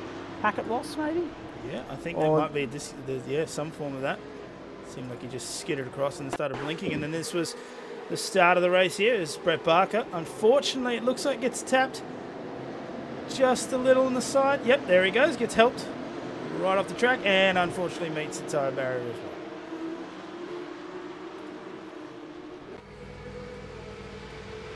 well. Down the main straight we go. Dench the leader, 5th place. Merritt, Wright, Leach, Muir, and Burhop make up the top 10. Can Burhop overcome that 5-second invoice he's got coming his way post-race? And what will it mean for his overall finishing position in relation to the likes of Jeff Adams and Chuk Fung Wong that are in close pursuit? Burhop, of course, an elite split competitor. Fung Wong, the Open Cup leader at the moment. But Burhop, in relation to Jeff Adams and Richard King, he would want to be mindful of that 5 seconds. Because it could be the difference between 10th in class and 12th at the moment. But he's usually a fairly good steerer and good operator. Here's Adam Burhop. Round they come again. Guy Leach. Geez, this has been a good battle. Shane Wright and Guy Leach. These two haven't left one another's sight since the outset. We're on lap 7. They're past the 11-minute mark. That fast-flowing, sweeping section of the circuit, but you wouldn't want to slip up through there. You wouldn't want to make a mistake because it all comes undone terribly quickly. And even though there's a lot of runoff area and a lot of grass left and right, it's costly. In the same way as it is putting it in the gravel or putting it in the wall, it's costly. Not so much in the terms of giving yourself an extra invoice by coming to the pit lane and repairing damage, but it's the time that you lose on such a fast track. Virginia's an excellent track to race around. It's just, like you said, it's nice, it's flowing, it's fast, but that tree hairpin, that'll catch out many a person, and another awesome place in terms of overtaking. If you can really find that courage in you and just brake later into the corner, it can lead to some really good overtakes.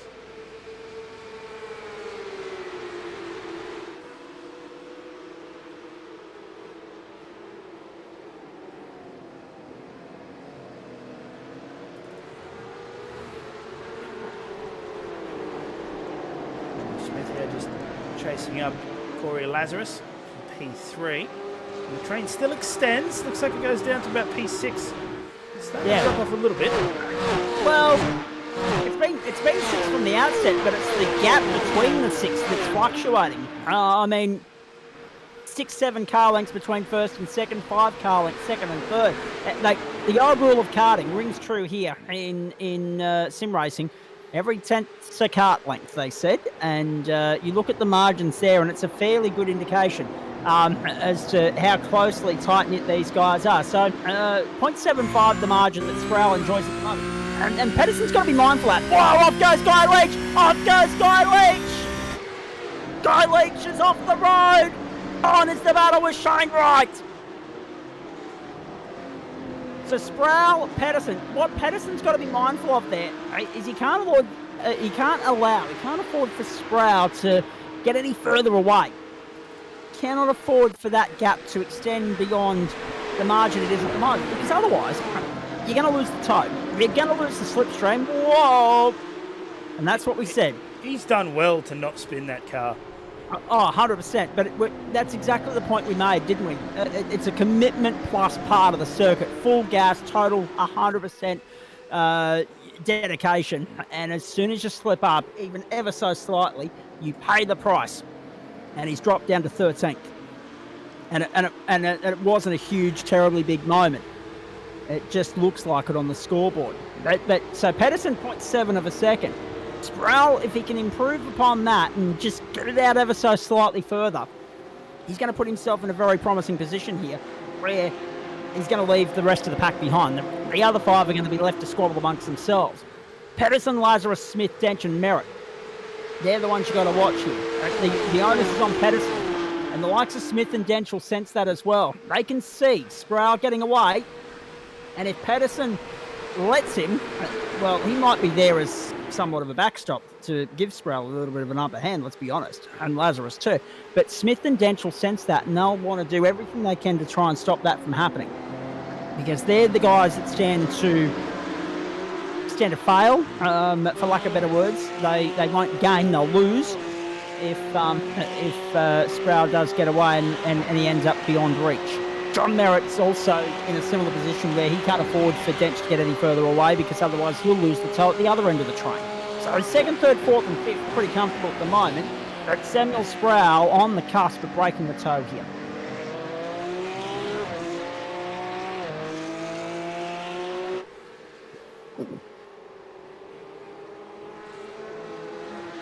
Sproul is doing an excellent job at the front, whereas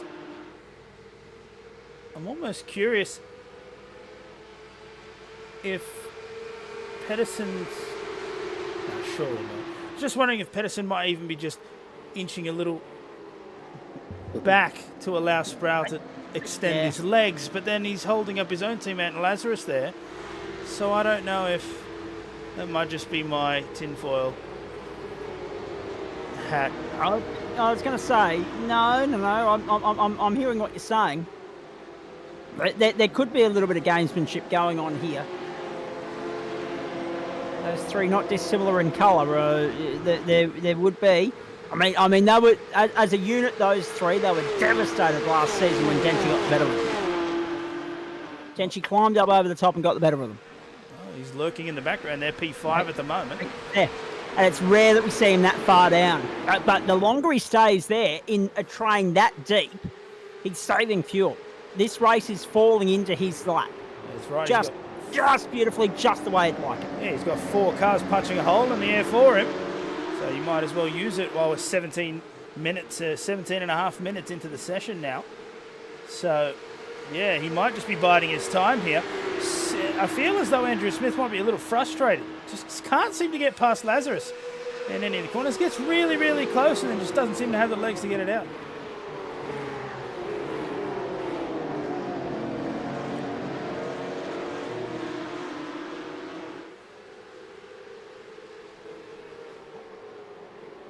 Also just been biding his time as well at the back there.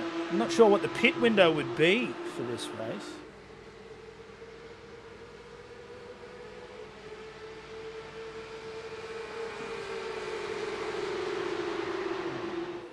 Wow, these top 6, mate, inseparable. Yep, it's magnificent to watch. And Smith's right there on the tail of Lazarus now through turn 1 once more. We're watching lap 11, and for some reason the wipers are going. For a bit, I'm like... And yet iRacing haven't even got the old proverbial together and launched the rain server yet, so... Oh, it's coming, though. It is coming. For those of you who are... who read up on the iRacing forums, they did do a development update, and rain's coming along really well. There was also some updates with Zandvoort getting a scan update. So that will be coming, for the banking. And there is another track. It escapes me at the moment, but there will be another one that's coming in. It is a hybrid track. It is both road and dirt, and they announced that you will get both the road and dirt tracks for the one price. So that will always be great for those who enjoy that type of racing. Yep, 100%. And there's a couple of those circuits now. In the United States where you got the best of both worlds. I mean, obviously with NASCAR it's a little bit artificial because they go to Bristol year on year. They layer it with dirt and then they remove it and they go back there and run on the bitumen in August. So good to see that, again, we're moving with the times. Anything that's happening in the real world, we're trying to replicate it in the virtual world. To give that hands-on real-world experience, or real-life experience, I should say. Sproul and Pedersen, 0.5 of a second the advantage at the moment. Lazarus is third, Smith and Dench lurking. Dench with the fastest lap of the race earlier in the piece, 1:47.123 across the line again. Lap 12 in Virginia. We're almost at the halfway mark of this race. Remembering, there it is, halfway there. Remembering that we've still got a splash and dash to come. Some of these guys have found their their sweet spot. There are, looking here, Adam Lavis is pitted on lap 10. Lap 8 for Guy Leach, lap 7 for Richard King. So they're already well and truly past that critical lap. They're well and truly all within that fuel window that they can splash, dash, get home comfortably. Now a case of going out and doing it. But who's going to pull the trigger first? And is it going to set off a chain reaction, or are there a couple of guys up to various number of tricks here and going about it strategically? Will the train lead one another to pit lane, or will there be an even split of zigging and zagging?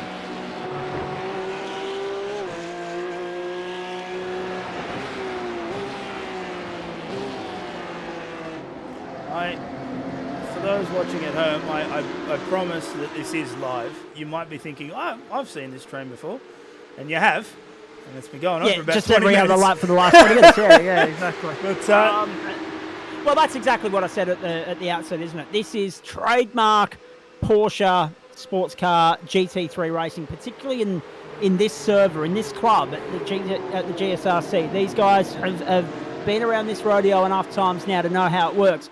You've got to get to that pit stop, and then the gloves come off. So they've got to go about it tactically. They know that if they get involved or embroiled in too much of a scuffle, they're only their own worst enemy, because it's just going to invite everybody else back into the fight, and they're going to lose their time. This half dozen, as a trio, as a train, have broken clear of the rest of the chasing pack to the tune of 12.8 seconds. So just let that sink in for a minute as we start lap 13. Yeah, that's crazy. I'll just cut back to mid-pack here as we start to see another train forming down from right in P7 to Chuck Fung Wong in P10, who is leading the open class at the moment. And just your opinion, Zach, of those front runners there, those top six, who do you think blinks first? It might be Dench. Let's just put our money where our mouths are.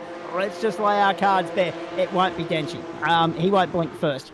Pedersen and Sproul and Lazarus you got to watch, because I reckon being the teammates, they'll be working tactically on their strategy. Johnny Merritt might try and get a leg up, but at the moment he'll be happy on the coattails of Dench.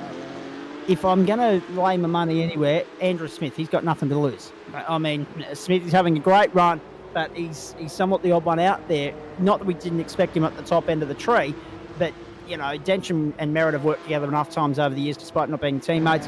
The other three are working together. Maybe Smithy. We'll wait and see. Round they come again. Main straight, not too far away. Guy Leach sitting there in 16th at the moment on the comeback trail. He's also stopped, so that's important to note too. Top 12 yet to stop. Best of the open split competitors is Chuk Fung Wong 10th outright. You can see it there on your screen, folks. So the black box with the the yellow number is the elite split. The yellow box with the white number is the open split, and that's the best way that we can break that down for you at this point.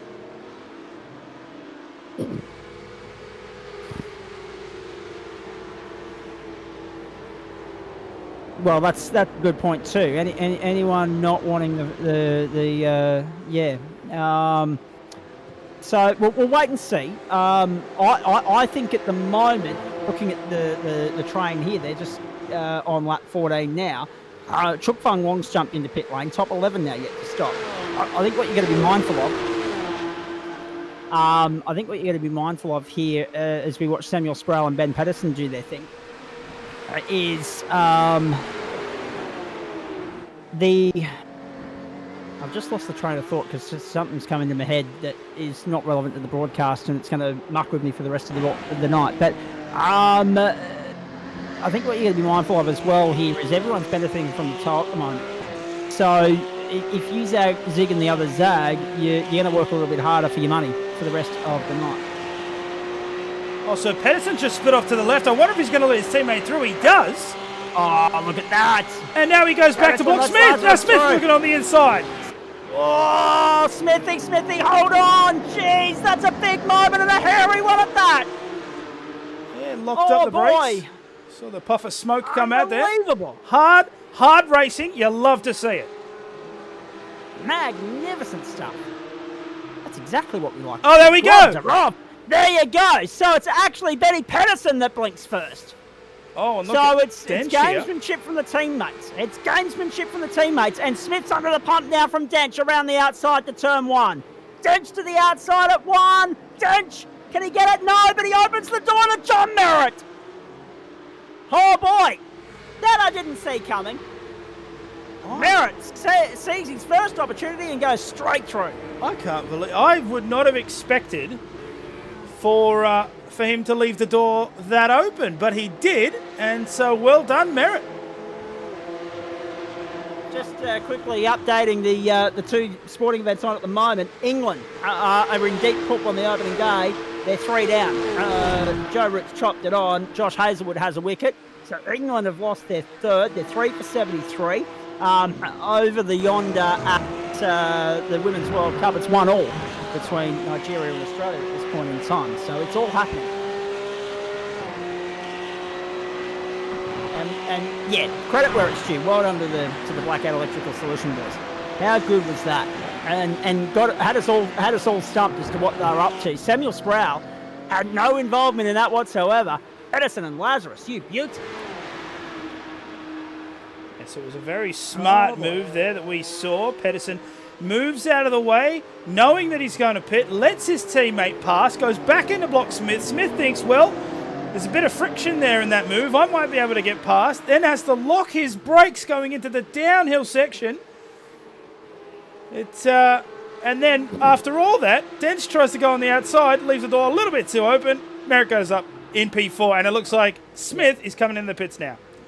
Absolutely, and the Broncos lead the Roosters 20-0 as we complete going around the grounds for you. So a lot happening on a Thursday night. My goodness gracious me. Johnny Merritt and Matty Dench sit there now, 3rd and 4th. Sproul and Lazarus continue on. Smith ended up being the second to zig. I had him in for number 1, but no, he was the second.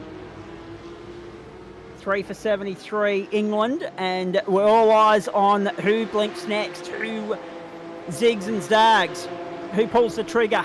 There's so much going on at Virginia. How good's Porsche racing on a Thursday night? Porsche. It is awesome. Relentless. It's definitely awesome. Sports car racing. Doesn't get much better than this.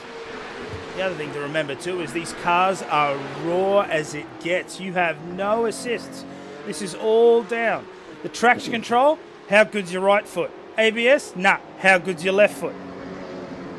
It's just insane. Or right foot, some people might right foot brake. I left foot brake in these cars, but each to their own. And the other thing as well, and it's important to note here, is iRacing through their patch updates, season on season, keep these guys guessing with how they're going to tweak and tune and change the cars. So we just don't know what to expect. And yet it doesn't seem to faze these guys. Yep, okay, there's little things that they don't like about changes, be it to, how they've got to reinvent the wheel with regards to their fuel saving. They just accept what's going on, they adapt, and they find a way. And yet it's made the racing, particularly here in the Porsches, as close as it's ever been. It is terrific. No, it is. Sproul and Merritt into pit lane. So that leaves Lazarus and Dench in a duke out at the top end of town, but it's 1.7 seconds Lazarus to Dench at the moment. Oh, Andrew Smith around the outside of Christopher Ruddle there. So he moves up into P14 with that move. Yeah, and something very wrong, as pointed out on the screen here as well. Thank you, Benny. Andrew Smith's been done. Andrew Smith's out of contention here. He's done for the night. He's 14th on track now. 48.73 seconds he was on pit road for. And that's as good as job done. He's copped a pit lane penalty or something. Untoward has happened. That rubs him out of contention as well. See, and that's pressure. That's just one of those little 1%ers that in the heat of the moment, when it's everything to play for and it's all on the line, you get it wrong, you're done. Yeah, Definitely. And another thing, just to touch back on what you were saying here with the changes that iRacing implement that always get these guys on their toes. Another thing to mention is in the development update that they gave, they mentioned that they've increased the team size that is responsible for tyre physics by 3-fold. Okay, So they're taking that elaborate seriously. on that. Yeah. Just elaborate on that for those of us that aren't as mechanically intelligent. Oh yeah, of course, not a problem. So one of the biggest criticisms here with iRacing in general is its tyre model. You hear it all the time. It's very hard to catch slides in this. If you don't have a direct drive wheel, don't even bother. And you know, it's just one of those things where of all the stuff that iRacing does well, that seems to be the weakness. They've taken that on board and they're putting all of their resources forward to try and change that. Now, all I'll say is, with rain coming, they'll want to get those tyre physics pretty down pat, because once you introduce water to the mix... Oh, hang on. What's going on there, please? Car off on the inside of the circuit. I think that was... It's not one of our main contenders, I don't think. So there's some damage Just on the trying front to of that work out who it car. was. John Johnny Baldwin. was it? Here we go. So you can see damage on the front of the car, so something's already happened before that, and he just can't make the turn. And Chris Riddell as well was also off the road whilst we've been looking at that replay. Dench is the leader. Now, this is where it gets interesting for mine. We're watching Chris Riddell's off-track skirmish here. Oh, locks up. Dench is now 29 seconds to the good on Sproul, on Lazarus, on Merritt. And then Pedersen, Wright, Muir, Adams, King and Snadden make up the top 10. Leach is 11th. Dench is the only one yet to stop. The field will be cleansed if and when Dench comes to pit lane. But, and I stress but, have a look at the clock. 8 minutes 5 seconds to go. Righto? Have a look at where we are in this race. You would expect that if Dench is going to come into the lane, it'll be this time by or next. Or has he been playing us all along from the start? Can he limp this thing home with strategic fuel saving and win the thing without stopping once? We've seen it done before. Is this one of those circuits in which he can do that? Main straight? No, it's not. He's into pit lane. Forget about everything I was just saying. I was trying to drum up the drama and hype it up for you. Forget about it. It's done. Dench on pit road, and now we wait to see where he comes out in this extraordinary fight, which is now 3 deep. Sproul, Lazarus, and Merritt. Edison, the sitting duck in all of that, the sacrificial lamb, if you like, 3 seconds back on John Merritt at the moment. And we now only have 5 contenders in this fight because, and there's Dench already moving. Dench is gone. Dench is back joking. out and back out in front. You're Dench joking. has done it again. Are we surprised? Well, Daniel is because he's a newbie, but the rest of us aren't. That's Dench doing Dench things. We've seen it time and time again. He leads by 1.8. Get out of town, the man's a freak. Unbelievable. So it's a race in 4, but it's a significant amount of buffering between 1 and 5. It's 2, 3, and 4 that you've got to keep your eye on. It's Sproul, Lazarus, and Merritt. Wright is 6th, and that's after having Guy Leach drop off the circuit earlier in the piece. Leach has fought back to 11th. Top 11 are all elite split at the moment. Open split is Wilson, Fung Wong 12th and 13th, and Nick Wood 15th. Your podium at the moment. At Nick Wood 7 seconds clear of Adam Lavis. Andrew Smith, after that pit lane drive-through, is now the 12th place car in the Elite Cup. So that goes to show you how costly the mistakes have been tonight. And whatever happens to Adam Burhop, I'm not entirely sure, but it would look as though he's also... Yeah, okay, but Adam Burhop has had a pit stop as well. 2 minutes, 0.82. 2 minutes, 0.82 for Adam Burhop. So something's happened there that we've missed in amongst all the hoo-ha up front. And that, well, it doesn't matter about his 5-second penalty now because it's not going to... Yeah, no. It's just been an old SH1T night at the office for Adam Burhop. So just all right. all that... Matty Dench. Sorry, Sproul's come out of You're the right. corner there just a couple of corners ago. And he's actually gone a bit wide, put tyres in the grass. And with the slow up, he's allowed Lazarus to get ahead. So Lazarus is now up into P2. I just have to mention this, though. So, like you said, I am new here. And I'm trying to catch up with, you know, who are the front runners and who's fast and who's not. But Dench came into the pits with a 29-second gap. Yep. That's actually ridiculous. I guess it's par for the course from what you're telling me for the man, but that's one hell of an in-lap. It is, but this is why he is the cream of the crop, the top of the class, the best at his craft. And this is why everybody in this club is still striving to match the benchmark.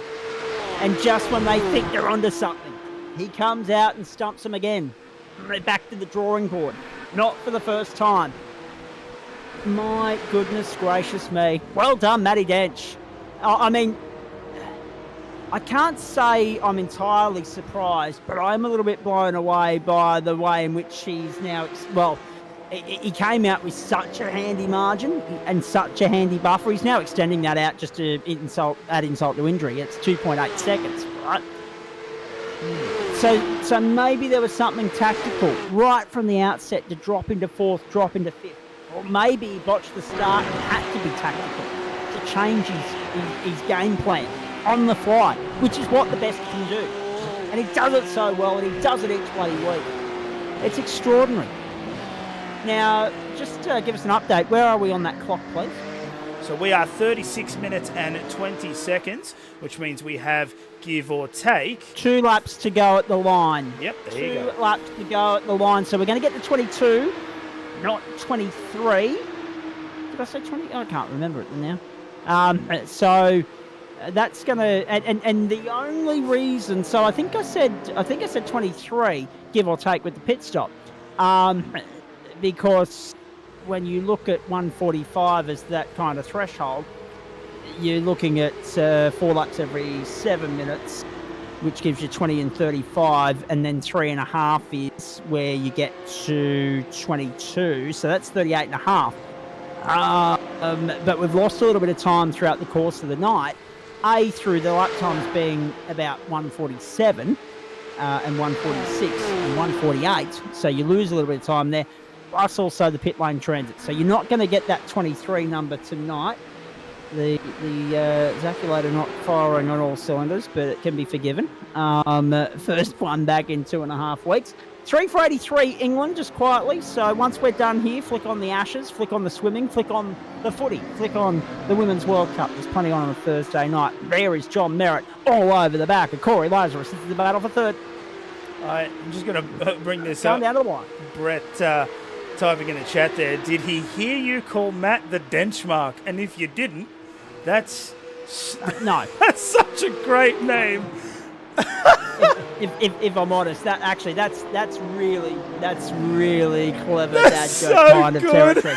I'm not, why we haven't thought of that before now? Oh That's my brilliant. God! Right now, a bit of breaking news out of Suncorp Stadium. Nigeria have taken the lead. It's 2-1. They lead the Matildas.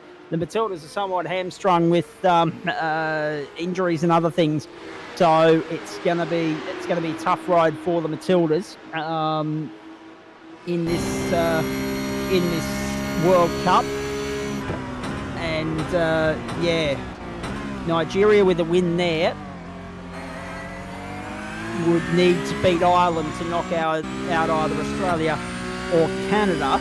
Canada would then need to beat Australia to ensure their place. But Australia, I think a draw would do for them. It'd be Nigeria that would be the threat. If Nigeria win against Ireland, then Australia would bundle out with a draw against Canada. If Ireland were to win, it wouldn't matter. So there's so much unknown there. But we wait and see, because Nigeria, with 22 minutes to play, or 23 minutes to play, lead 2-1. The Matildas on the back foot.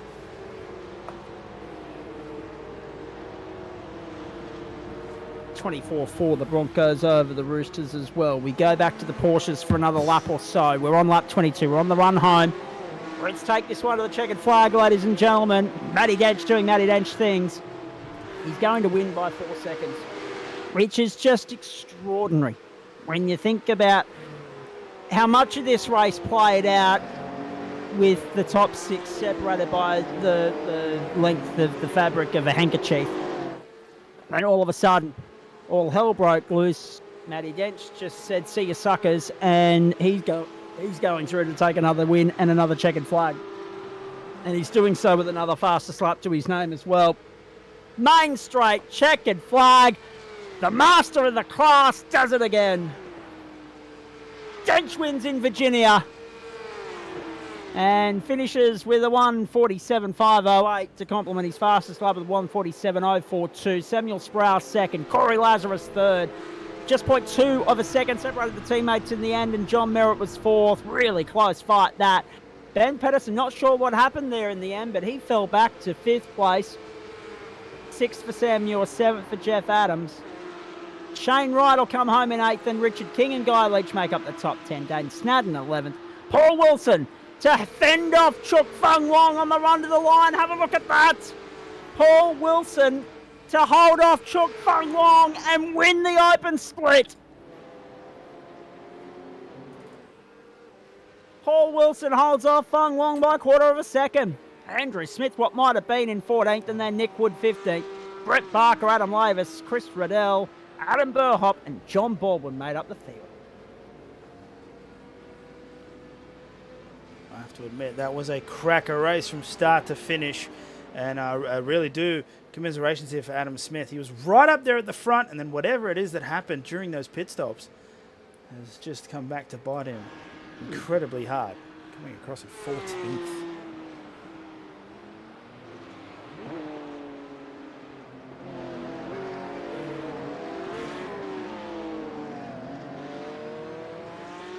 Oh boy, catch your breath after that one, Australia. A lot to pick apart in all of that, but Dench doing Dench things, we shouldn't be surprised. And yeah, just clinical. It didn't quite go to plan for him in some respects, in the sense that he was, 5th best for much of that opening stint. But in the end, it worked. It fell into his lap beautifully. Yeah, wow. I think scrutineering needs to just pop up about a ton of success ballast on M. Dench. We've said it before. Even with an extra 1,000 kilos, you wouldn't hold him back. The guy is just in uncharted territory. Incomparable, really. On track for his 7th Porsche Cup on the trot in the GSRC circles. Have a look at that for results, ladies and gentlemen. In fact, Daniel, I might get you to run us through it. No worries here. So here's the Elite Cup results there. Matthew Dench winning by 3.847. It is just incredible there. Sproul coming across in second. Lazarus in P3. Merritt in P4. Peterson in P5. Sam Muir coming up in P6. Adams in P7. Richard King in P8. Shane Wright in P9. And Guy Leach will round out the top 10. Dean Snadden, Andrew Smith, Brett Barker, Adam Burhop, Tony Baker, and Oscar Gleisert round out the rest of that page. And then we'll move over there to the Open Cup. So Paul Wilson comes across there in P1, just holding off Chuk Fung Wong at the end there by 0.2 of a second. Nick Wood there. Look at the first two managed to just make their own gap there, 31 seconds.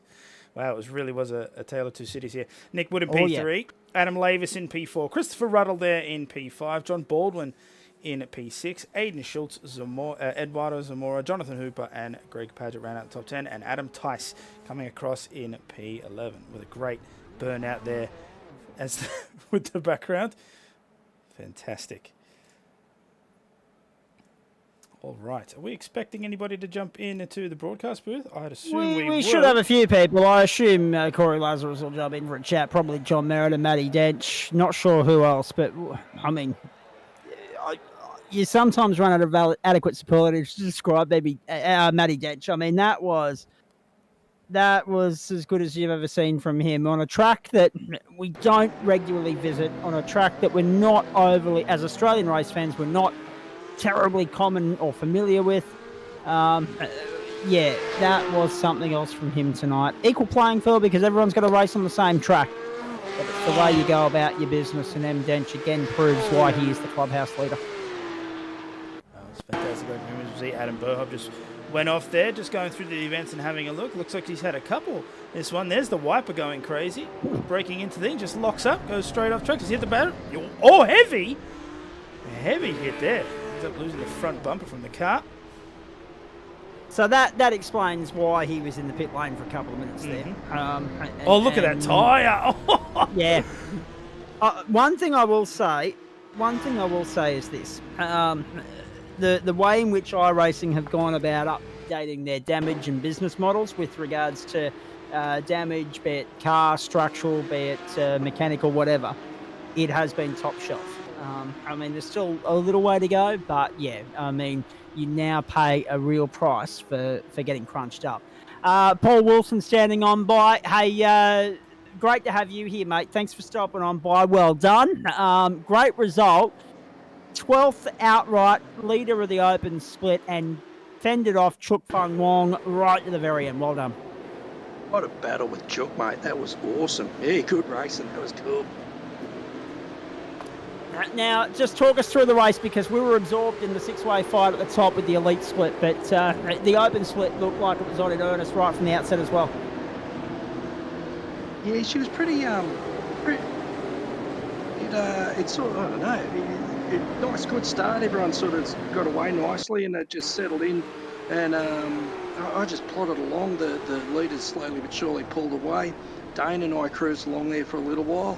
And after the pit stops, Chuk and I were just at it like cats and dogs, so it was cool. Had a great time. Indeed, and what were your impressions on the Virginia International Raceway, mate? I mean, as I said during the call, and I've said only seconds before you jumped into the booth as well, it's not a circuit that we as Australian race fans would be terribly familiar with. It's not one that our servers visit all that frequently, but by jet throws up some good stuff.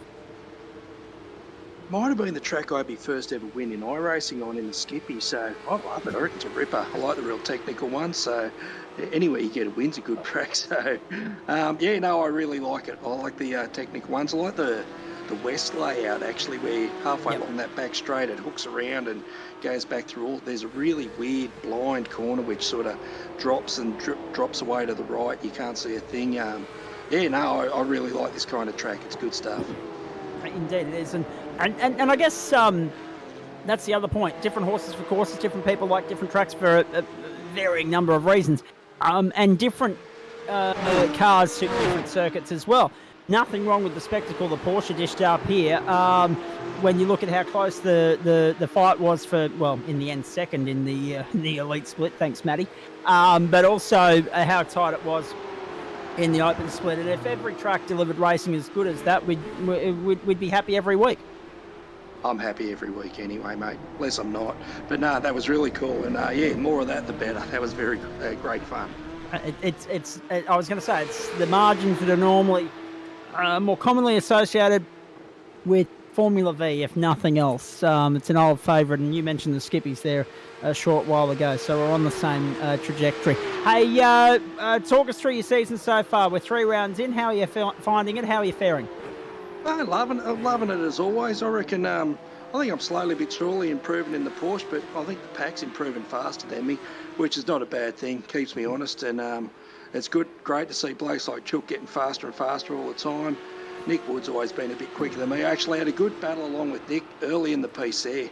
I forget what happened to him, but it was I was just following him along for a little while there until I got past him, and then he dropped off a little bit. But yeah, there's it's a really competitive field at the moment. There's a good spirit in the racing too, which is great to see. We're all trying to catch Denchi, which I think's bloody impossible, but someone will get there one of these days. So get up in, boys. Yeah. Jerez is the next stop. A bit more tight and technical. I mean, you mentioned this being a technical circuit. I want to pick your brain on that for a moment. It's technical in different ways to other circuits because of that back section of the track where it's high speed, it's ultra dedication and commitment. You've got to be switched on through there, because if you don't, as we saw with a couple of others, there's grass waiting to collect you. Yeah, that's it. You just got to nail those corners. If you don't get them spot on, you're off road. You got plenty of runoff room in this area, but sometimes it's better to be stopped by a fence close to the track. Yeah. Get back on quick. You can spend 10 seconds just drifting along on the grass out here, which can be fun in itself. But yes. Yeah, so it's just one of those. There's a fair bit of commitment along that back area, and so lots of windy sections, particularly in some of the other layouts in this one too. The next track, I think I've raced it once, So I've got a bit of learning to do it early next week before I have a crack next week. We'll see how we go. All right, mate. And on the subject of Jerez, you say you've got a bit of learning to do. So how familiar are you with the circuit? I think I've done it once in the V8s, and that's about it. So haven't even put the Porsche on it. We'll give it a shot next week and see how we go. The joys of new circuits dropping into the server just to throw the cat amongst the pigeons, eh? Yeah, no, it's a good thing, mate. The more they keep coming, the better. Hope we get some more Aussie tracks one of these days. Just not Winton.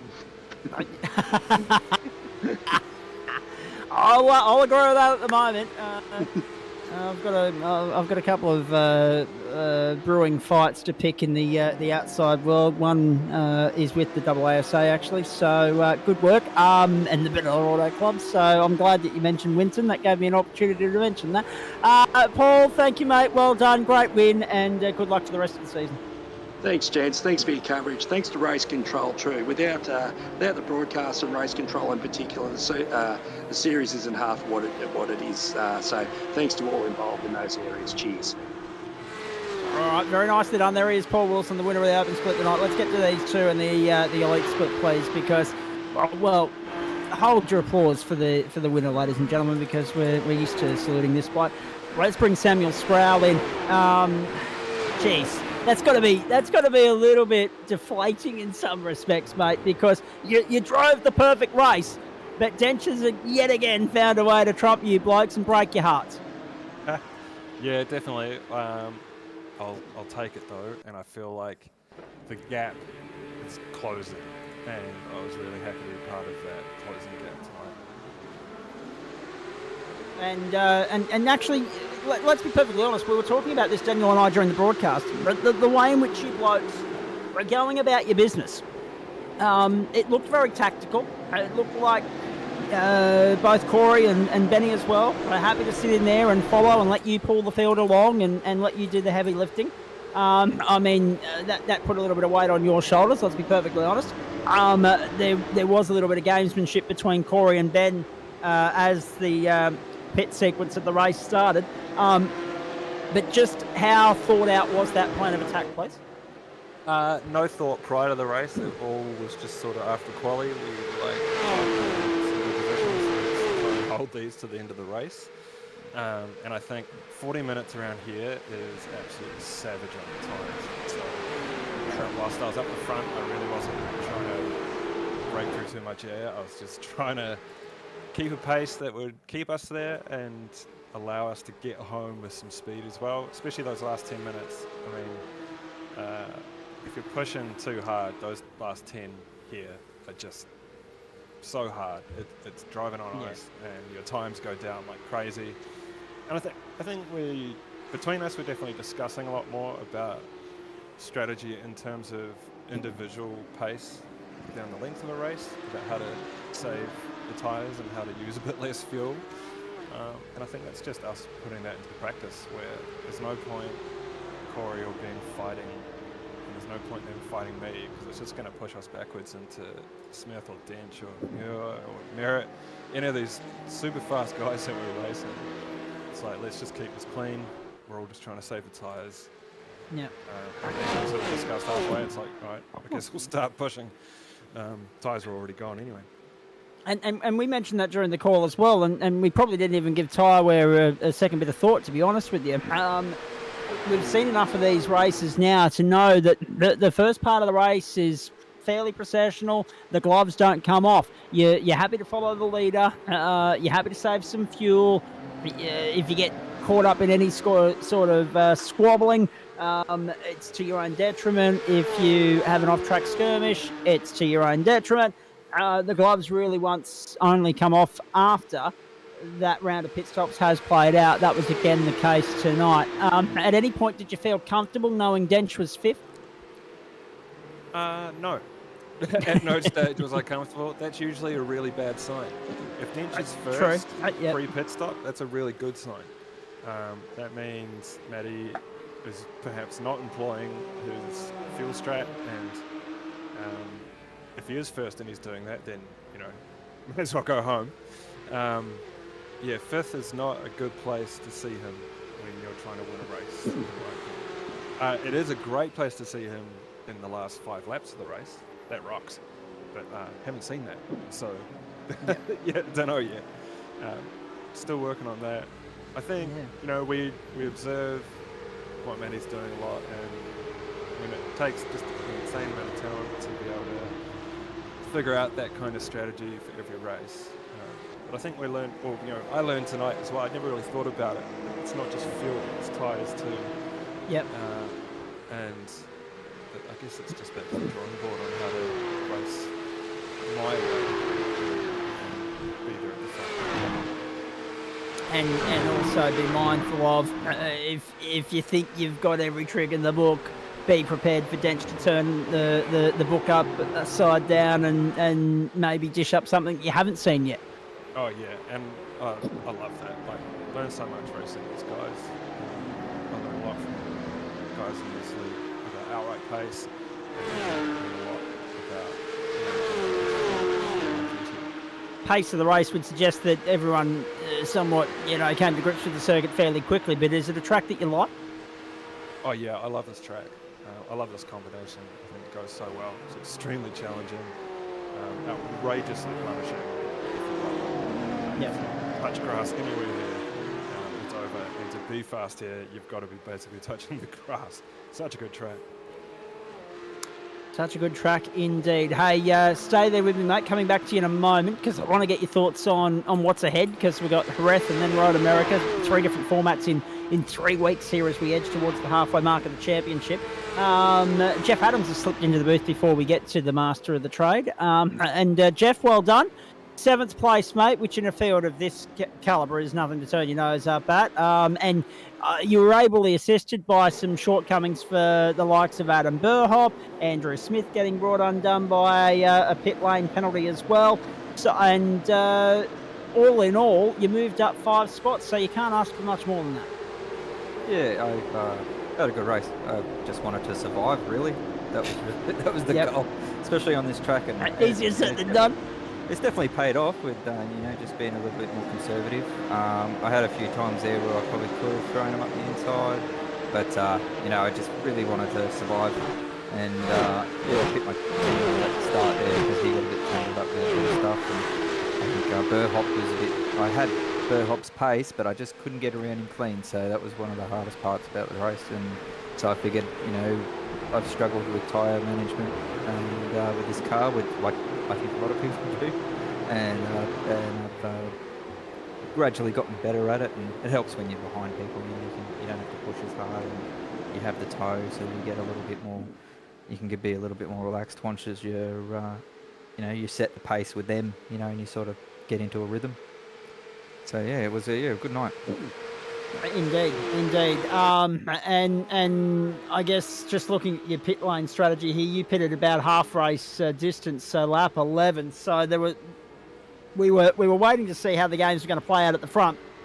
There were either going to be those that went early or went late. Most of the guys at the front went particularly late, but you decided to pretty much half and half it. Yeah, I kind of wanted to. I would have preferred to have let it run out. They get a little bit more pace out of the car with the low fuel. But it wasn't really getting held up there, but I wanted to cool my tyres down just a fraction. I was getting a little bit hot on the tyres and the rear left, and a short little stint in the pit box would just cool it down just a fraction, let me get under control of the tyres again, and then it was back to managing them. And yeah, that was mainly my strategy there. My teammate pitted pretty early because he was getting held up. He was unlucky in the fact that he got stuck behind Tony Baker, which was a bit strange, being that he wasn't part of the. He was in the opens and he was quite slow, but unfortunately Richard just couldn't get around him, and he put up he definitely put up a clean fight. I watched the replay of it and he put up a good fight for him, but just a bit odd that he put up a fight, because it's not someone. Yes. It's not his group, but he's got every right to. Yeah. It just, unfortunately, that's just how it rolled with my teammates' night, and that left me with an 8-second gap between him and I, and he's the first person I'm trying to race against. He's the first person I'm trying to beat. So so overall, good night. And to be fair, 8 seconds in a race this short, it's a mountain, isn't it? Yeah, look, again, he definitely got tangled up with Tony there, definitely held him back. He was all throughout practice and all throughout the week with us and Richard and I, he definitely had more pace than me. And then in the race, I saw some of his laps, he had a lot more pace as well. But yeah, that's just, again, he got tangled up at the start as well, where he had to get checked up, and I got around the outside at the start, which gave me a bit of a breather, and then he got held up again because he checked up on one of the corners because on turn 1, on lap 2 I think it was, he locked up his brakes because we came into the corner quite slow and a lot slower than what you normally would, and caught him off guard. And again, that's his mistake, and I didn't make those mistakes, and that's why I got him. You mentioned earlier that it was a case of trying to stay out of trouble and avoid it at all costs. Is that down to just the nature of this racing and the nature of how tight the championship's going to be, or is that you were a little bit trepidatious about the circuit itself? A bit of both. I didn't honestly think I'd be this quick, this soon on. I didn't think I'd be really fighting in this group. I didn't think I had the pace, but I've picked up over the last couple of weeks. So I actually feel like maybe I might be able to put a little bit of a fight to at least the middle pack, and that'll be more of my goal now. So finish top 10 for most races, and that's the main goal. Very nicely done. What are your thoughts on Jerez and Road America? They're the next 2 stops. Sprint racing at Jerez. Yeah, a lot of sprint racing in this series, which is good. I don't mind them. I like the sprint races. I'm definitely right in the wrong spot when it comes to, well, wrong or right spot when it comes to finishing in the top 10 with the reverse grids. So you can look at it either way. I've got the pressure of being at the front a couple of times now. And can't say I enjoy it, but you know, it's good for the points because I can keep the you know. And those sprint races work one of both ways, don't they? Especially like if you're in a situation where you're on a track like Winton or Jerez, where overtaking is not exactly the easiest thing to come by. If you can hit all your markers and stay out of trouble, you can reap the reward as to stay on the points side of things in those reverse grid situations. Yeah, that's right. But again, you've got the fast guys coming through, so you definitely don't want to ruin anybody's night. And oh no, they don't either. But again, when those tracks are tight, they're definitely nipping at your heels, wanting to get through, so they don't get held up too long. And you know, it's always a good battle to try and get through without holding them up too much, but at least, you know, not losing too much time as well. That's the main part. All right, mate. Very nicely done. Thanks for stopping on by for a chat. We appreciate that. All the best. Enjoy the rest of the week. All right, you too, guys. Thank you, everybody. Enjoy the night. All right, Denchi. Now's your opportunity. Spill your guts. Let your secrets out of the bag. How the hell did you pull that off again, please? Oh man, I had 5 cars ahead of me clearing the way, mate. Just allowing you to save a little bit on the juice. Yeah, we'll save quite a bit. All the really big braking zones and just here and there and places around the track. But yeah, it all added up pretty well. So tactically, was there a little bit of gamesmanship involved from you on the opening lap there to just slot into 5th place, or did the start not go your way? No, I just got a little bit trigger happy with the throttle there off the start. We just spun the wheels, but we caught it pretty quickly and got going again. But we were stuck on the outside of the cars, 3 wide, so we just played it safe. And yeah, we got a little touch here from Merritt in that first lap, and yeah, we managed to keep the car straight and solve it well. So. By that point, the horse has bolted. Now, it's getting worse, by the way. Just some breaking news for you, ladies and gentlemen. It's getting worse for Matildas. Nigeria now lead 3-1 to Suncorp. So Nigeria are going to grab 3 points to go with the 1 point that they got last week. So it's going to be Canada 4, Nigeria 4, Australia 3. And, yeah, that's not what you wanted to hear on a Thursday night, because now the Matildas have to win against Canada. at all costs. They have to win against Canada if they want to progress through, because with 2 teams ahead of them, and Nigeria's playing Ireland, who haven't won a game yet, and Canada, of course, playing the Socceroos. Canada win, they go through. They're on 5 points. Australia goes. Australia get a. Canada and Australia draw. Canada go to 5. Australia go to 4. But it would be the goal difference between Australia and Nigeria that could send the Matildas packing. So that would be a boil over if that was to happen. Monday night just got all the more interesting at Amy Park in Melbourne. We'll be keeping you up to date with that game whilst we're bringing you GT4 and GT3. Back to Matty Dench. Denchy, that was clinical. I mean, we've seen these races play out so many times before. And I said, Dench is the lurking threat. Never underestimate what he's up to. We said it right from the outset. What sort of games, what sort of showmanship is he bringing to the table tonight? Is he going to one-up these blokes? You must have been pinching yourself when you come out with a 2-second advantage and then were able to double that over the course of the next few laps. Yeah, being P5 at the as everyone started the pit, I thought I'd be come out of pits side by side with Samuel there, but we managed to, I guess, as people were peeling in, we managed to make up the gap to the next car, and that just sort of helped us close that gap up to Samuel for the 3 pit stops. Absolutely, and that just made the night complete for you. I mean, qualifying didn't quite go your way. You lost out by a couple of tenths there. But then you slotted in, you played the game. We've seen these games play out so many times in the past where you just ease into it. You're happy to sit there, follow the leader, save the fuel, save the tyres, and it all equates on the scoreboard, really. If you tried to go aggressive and tried to work your way through, there's a good chance that it wouldn't have played out so beautifully. Yeah, that's right. So qualifying, we just did our two fast laps. It was pretty nice time. I didn't really particularly care if I was going to be leading the race or not, being 45 minutes. So, we just sort of sat up and just chilled out until the race time come. And we just looked after our tyres. And then after that pit stop, we managed to run a couple of 47.0s to grab the fastest laps. So it was quite good. What are your thoughts on this circuit, Matt? Do you like Virginia as a course? Yeah, Virginia's really good. It's pretty tricky. Quite a technical track there. More the style that I like. So. And what are your thoughts on what's to come? Because obviously we've got, and this is where I'll bring Samuel Sproul back into the conversation as well. Because next week we go super sprint racing. We've got Jerez.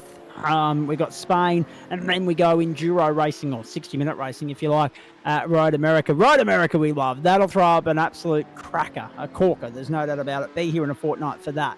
But what about Jerez in the meantime? Because once you invert the field there, things get pretty spicy. Yeah, I think it would be a pretty spicy race, but I'm actually going to be sitting that one out because on the Friday I have the final round of Speed Cafe and there's $1,000 up for grabs for championship there. So. Okay, so this is interesting. So essentially, in the name of cash, you're giving everybody a leg up next week. Yeah, so I don't want to jump in the Porsche Cup and then go into the next night remembering how to drive a Porsche Cup car. So yeah, that's well, actually, that's an interesting comment that you make, and it gives us an opportunity to elaborate on a couple of things here. It's interesting, especially because it's you, to hear you making that comment, because we've spoken, almost ad nauseum at your versatility and your adaptability and the way you can just go from car to car, but it doesn't seem as straightforward as that, Dan. So I most definitely can jump in from the Porsche car to the GT3 car, but the pace Damon Woods is setting out there is pretty crazy, and I want to try and put on a good show for that final round. So yeah, we want to just try and get a bit of seat time every night in that GT3 and see what we can bring to the table. All right. Very nicely done. Daniel, is there anything I've left out here? Anything I need to ask these blokes that I haven't? No, I think you've covered everything. I'm not actually thinking in terms of questions, because I'm still trying to understand how you've actually done that. Again, I'm new here, but it's like watching Verstappen on a weekend. Honestly, it's just like it's just this one guy driving out in front, and he's like, "Yep, no worries," and then there's everyone else. But yeah, just amazing the fuel strategy and everything like that, and take care of your tires, and again, coming into the pit lane with a 29-second gap is like that's just awesome. Yeah. Yeah, he does leave us gobsmacked, speechless and clueless each and every week, this bloke. It's not the first time, it won't be the last, but I'm looking forward to seeing what he brings to the table next week. Controlled the race beautifully. Of course, fell into his lap in some respects because Benny Pedersen ended up being the sacrificial lamb for Samuel Sproul and Corey Lazarus. Of course, Andrew Smith copped a pit lane penalty. They put on such a big margin behind them, between them and the chasing pack, that it was a race in 4 once they got back out onto the racetrack. And must have been nice as well, Denchi, to have the familiar company of John Merritt there to play with as well. Yeah, it's always good to have John in the grid there, and he's always pretty quick driver in any car that he jumps in, so it's always welcome to see him there. I love racing John. I reckon he's a real tough but clean guy to race, and he's fast as hell. I love racing him. Yeah, no, he's a terrific operator. Samuel, your thoughts on the next 2 weeks, mate, before we let you go, and we appreciate you sticking around here. Jerez, that's going to be good fun, because, as we said earlier, the invert of the field always spices things up. We've seen it on so many occasions in Porsche racing. It's got a little bit of extra intrigue added to it now. Then we know that M. Dench isn't going to be in the house. And then, of course, all roads lead to Road America. Yeah, definitely. Jerez, I've got a bit of work to do. I still haven't hooked it up properly. I've done quite a few laps there already, but just not getting the same pace as my teammate Corey, who is just crazy quick around there, which is funny because he's always complaining about he hates the track. And then he'll set laps that are many tenths faster than the rest of us. We've heard that before from several drivers. That's nothing new. Yeah, I really They all like make good politicians, our mob. I love driving it, but maybe that's a problem. Maybe I need to try hate it a bit to find those size 2 tenths to keep up. And then Road America rocks. Like, that's going to be amazing. I can't wait for that. Who doesn't like Road America? Well, that's right. Hey, exactly right. Hey, gentlemen, actually, before we go any further, Adam Lavis, good evening to you. I've just noticed that the old mute button's been released from your microphone.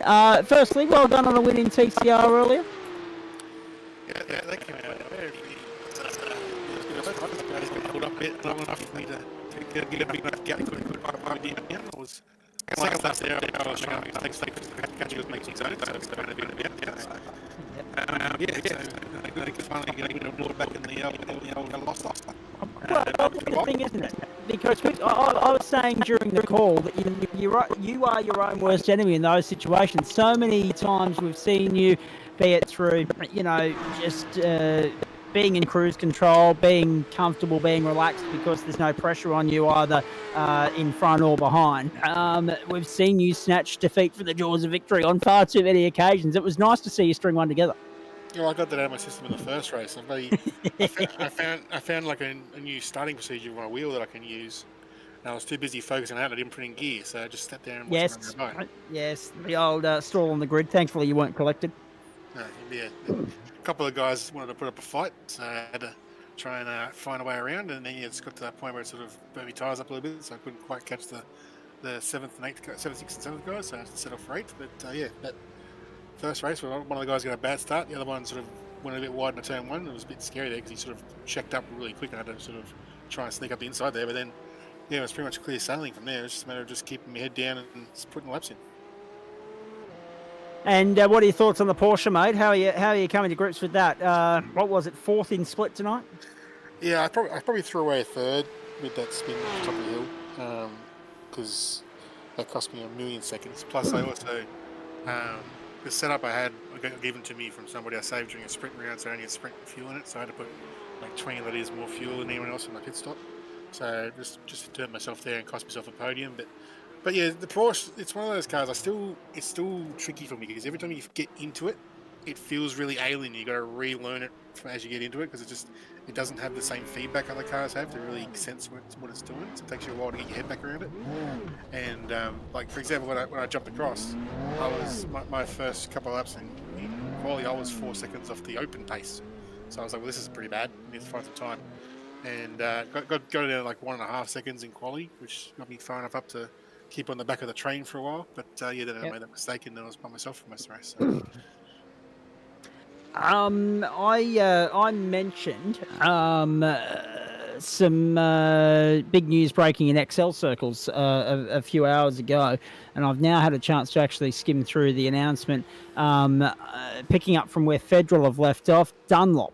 The Dunlop Direza Z111 or ZIII, depending upon what school you went to, Roman numerals, it will be the tyre of choice for Circuit XL racing in Australia from 2024 to 2027. It is a 4-year contract with the people at Wilden 13 Pty Ltd W13. And yeah, they're the successful tenderer for the new year era of Hyundai XL racing in this country. And that'll be big news for those people up here in Queensland who have already had experience on similar Dunlop rubber through the other XL series that is now AASA Sanction 1. Now, Adam, the other reason you jumped by would be to tell me that championship points are ready, are they? Yeah, if Dan's got that set up with his... That's okay, I can run through them regardless. 196 for Matty Dench, 153 for Corey Lazarus, and 151 for Samuel Sproul. Dan Muir 144 and Shane Wright 121, Jeff Adams 115 and Guy Leach 107.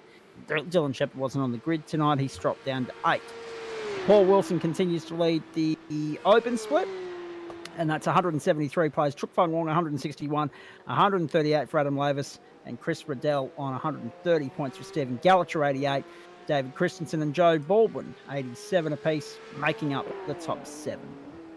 Well, there we go. Done and dusted for a Thursday night. Nice to be back on deck. Gentlemen, well done. Thank you. I'll have a chat to you off air. Hey, Daniel, what was your highlight of the night, mate, please, before we let you rock and roll out of here? Oh, I don't know if I can just pick one. But there's no one ever can, mate. No worry. Yeah, no, there's a couple of great moments there in the production car series in a couple of those races. Those were great, and then as well in the Porsche one, watching Matty Dench do his thing, but also some of the close battles in both classes, of course. Then that battle with Truk Fung Wong and Wilson right to the line, that was great to watch as well. Indeed it was. And looking forward to more of the same in the weeks ahead on the platforms of the Gentlemen's Sim Racing Club. Let's remind you that we can't do this without the people that make it possible for us to broadcast. They are our ongoing supporters and sponsors on the platforms of the GSRC across Facebook, YouTube, and occasionally Twitch as well. Waste Options, Orbic Australia, Blackout Electrical Solutions, Login Systems, Astute Finance, Fisher & Door Lawyers, and Flash Graphics. Now, as far as the rest of it's concerned, let's turn our attention to what's coming your way.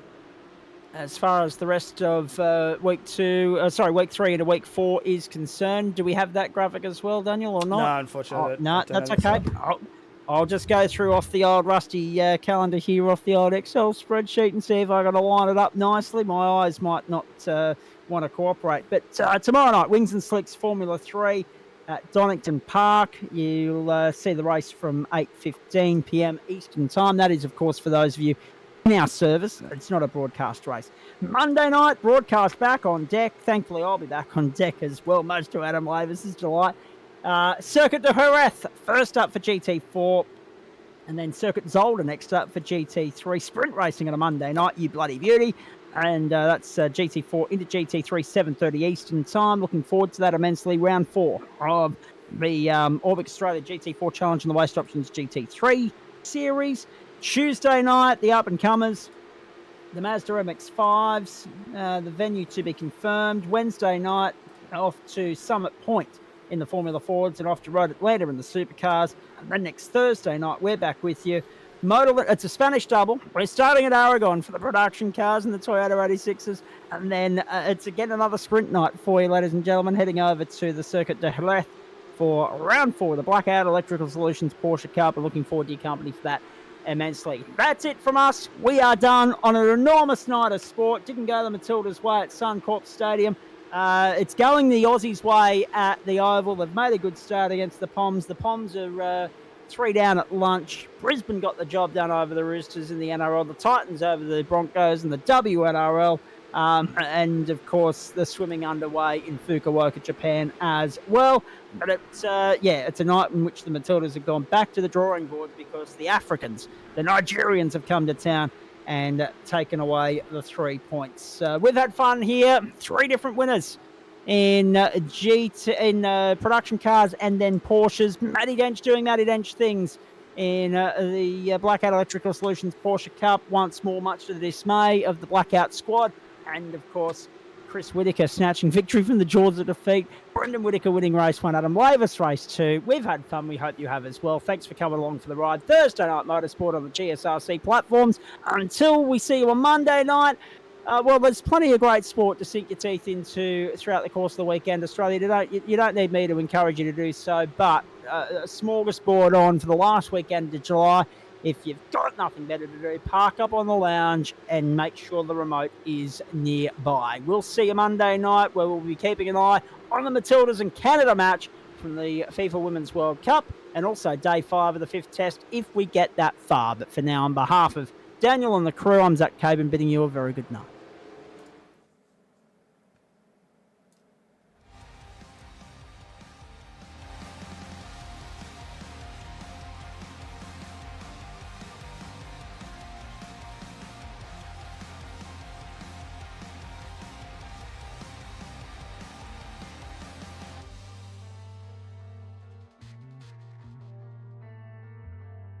I saw you dancing like heavy smoke.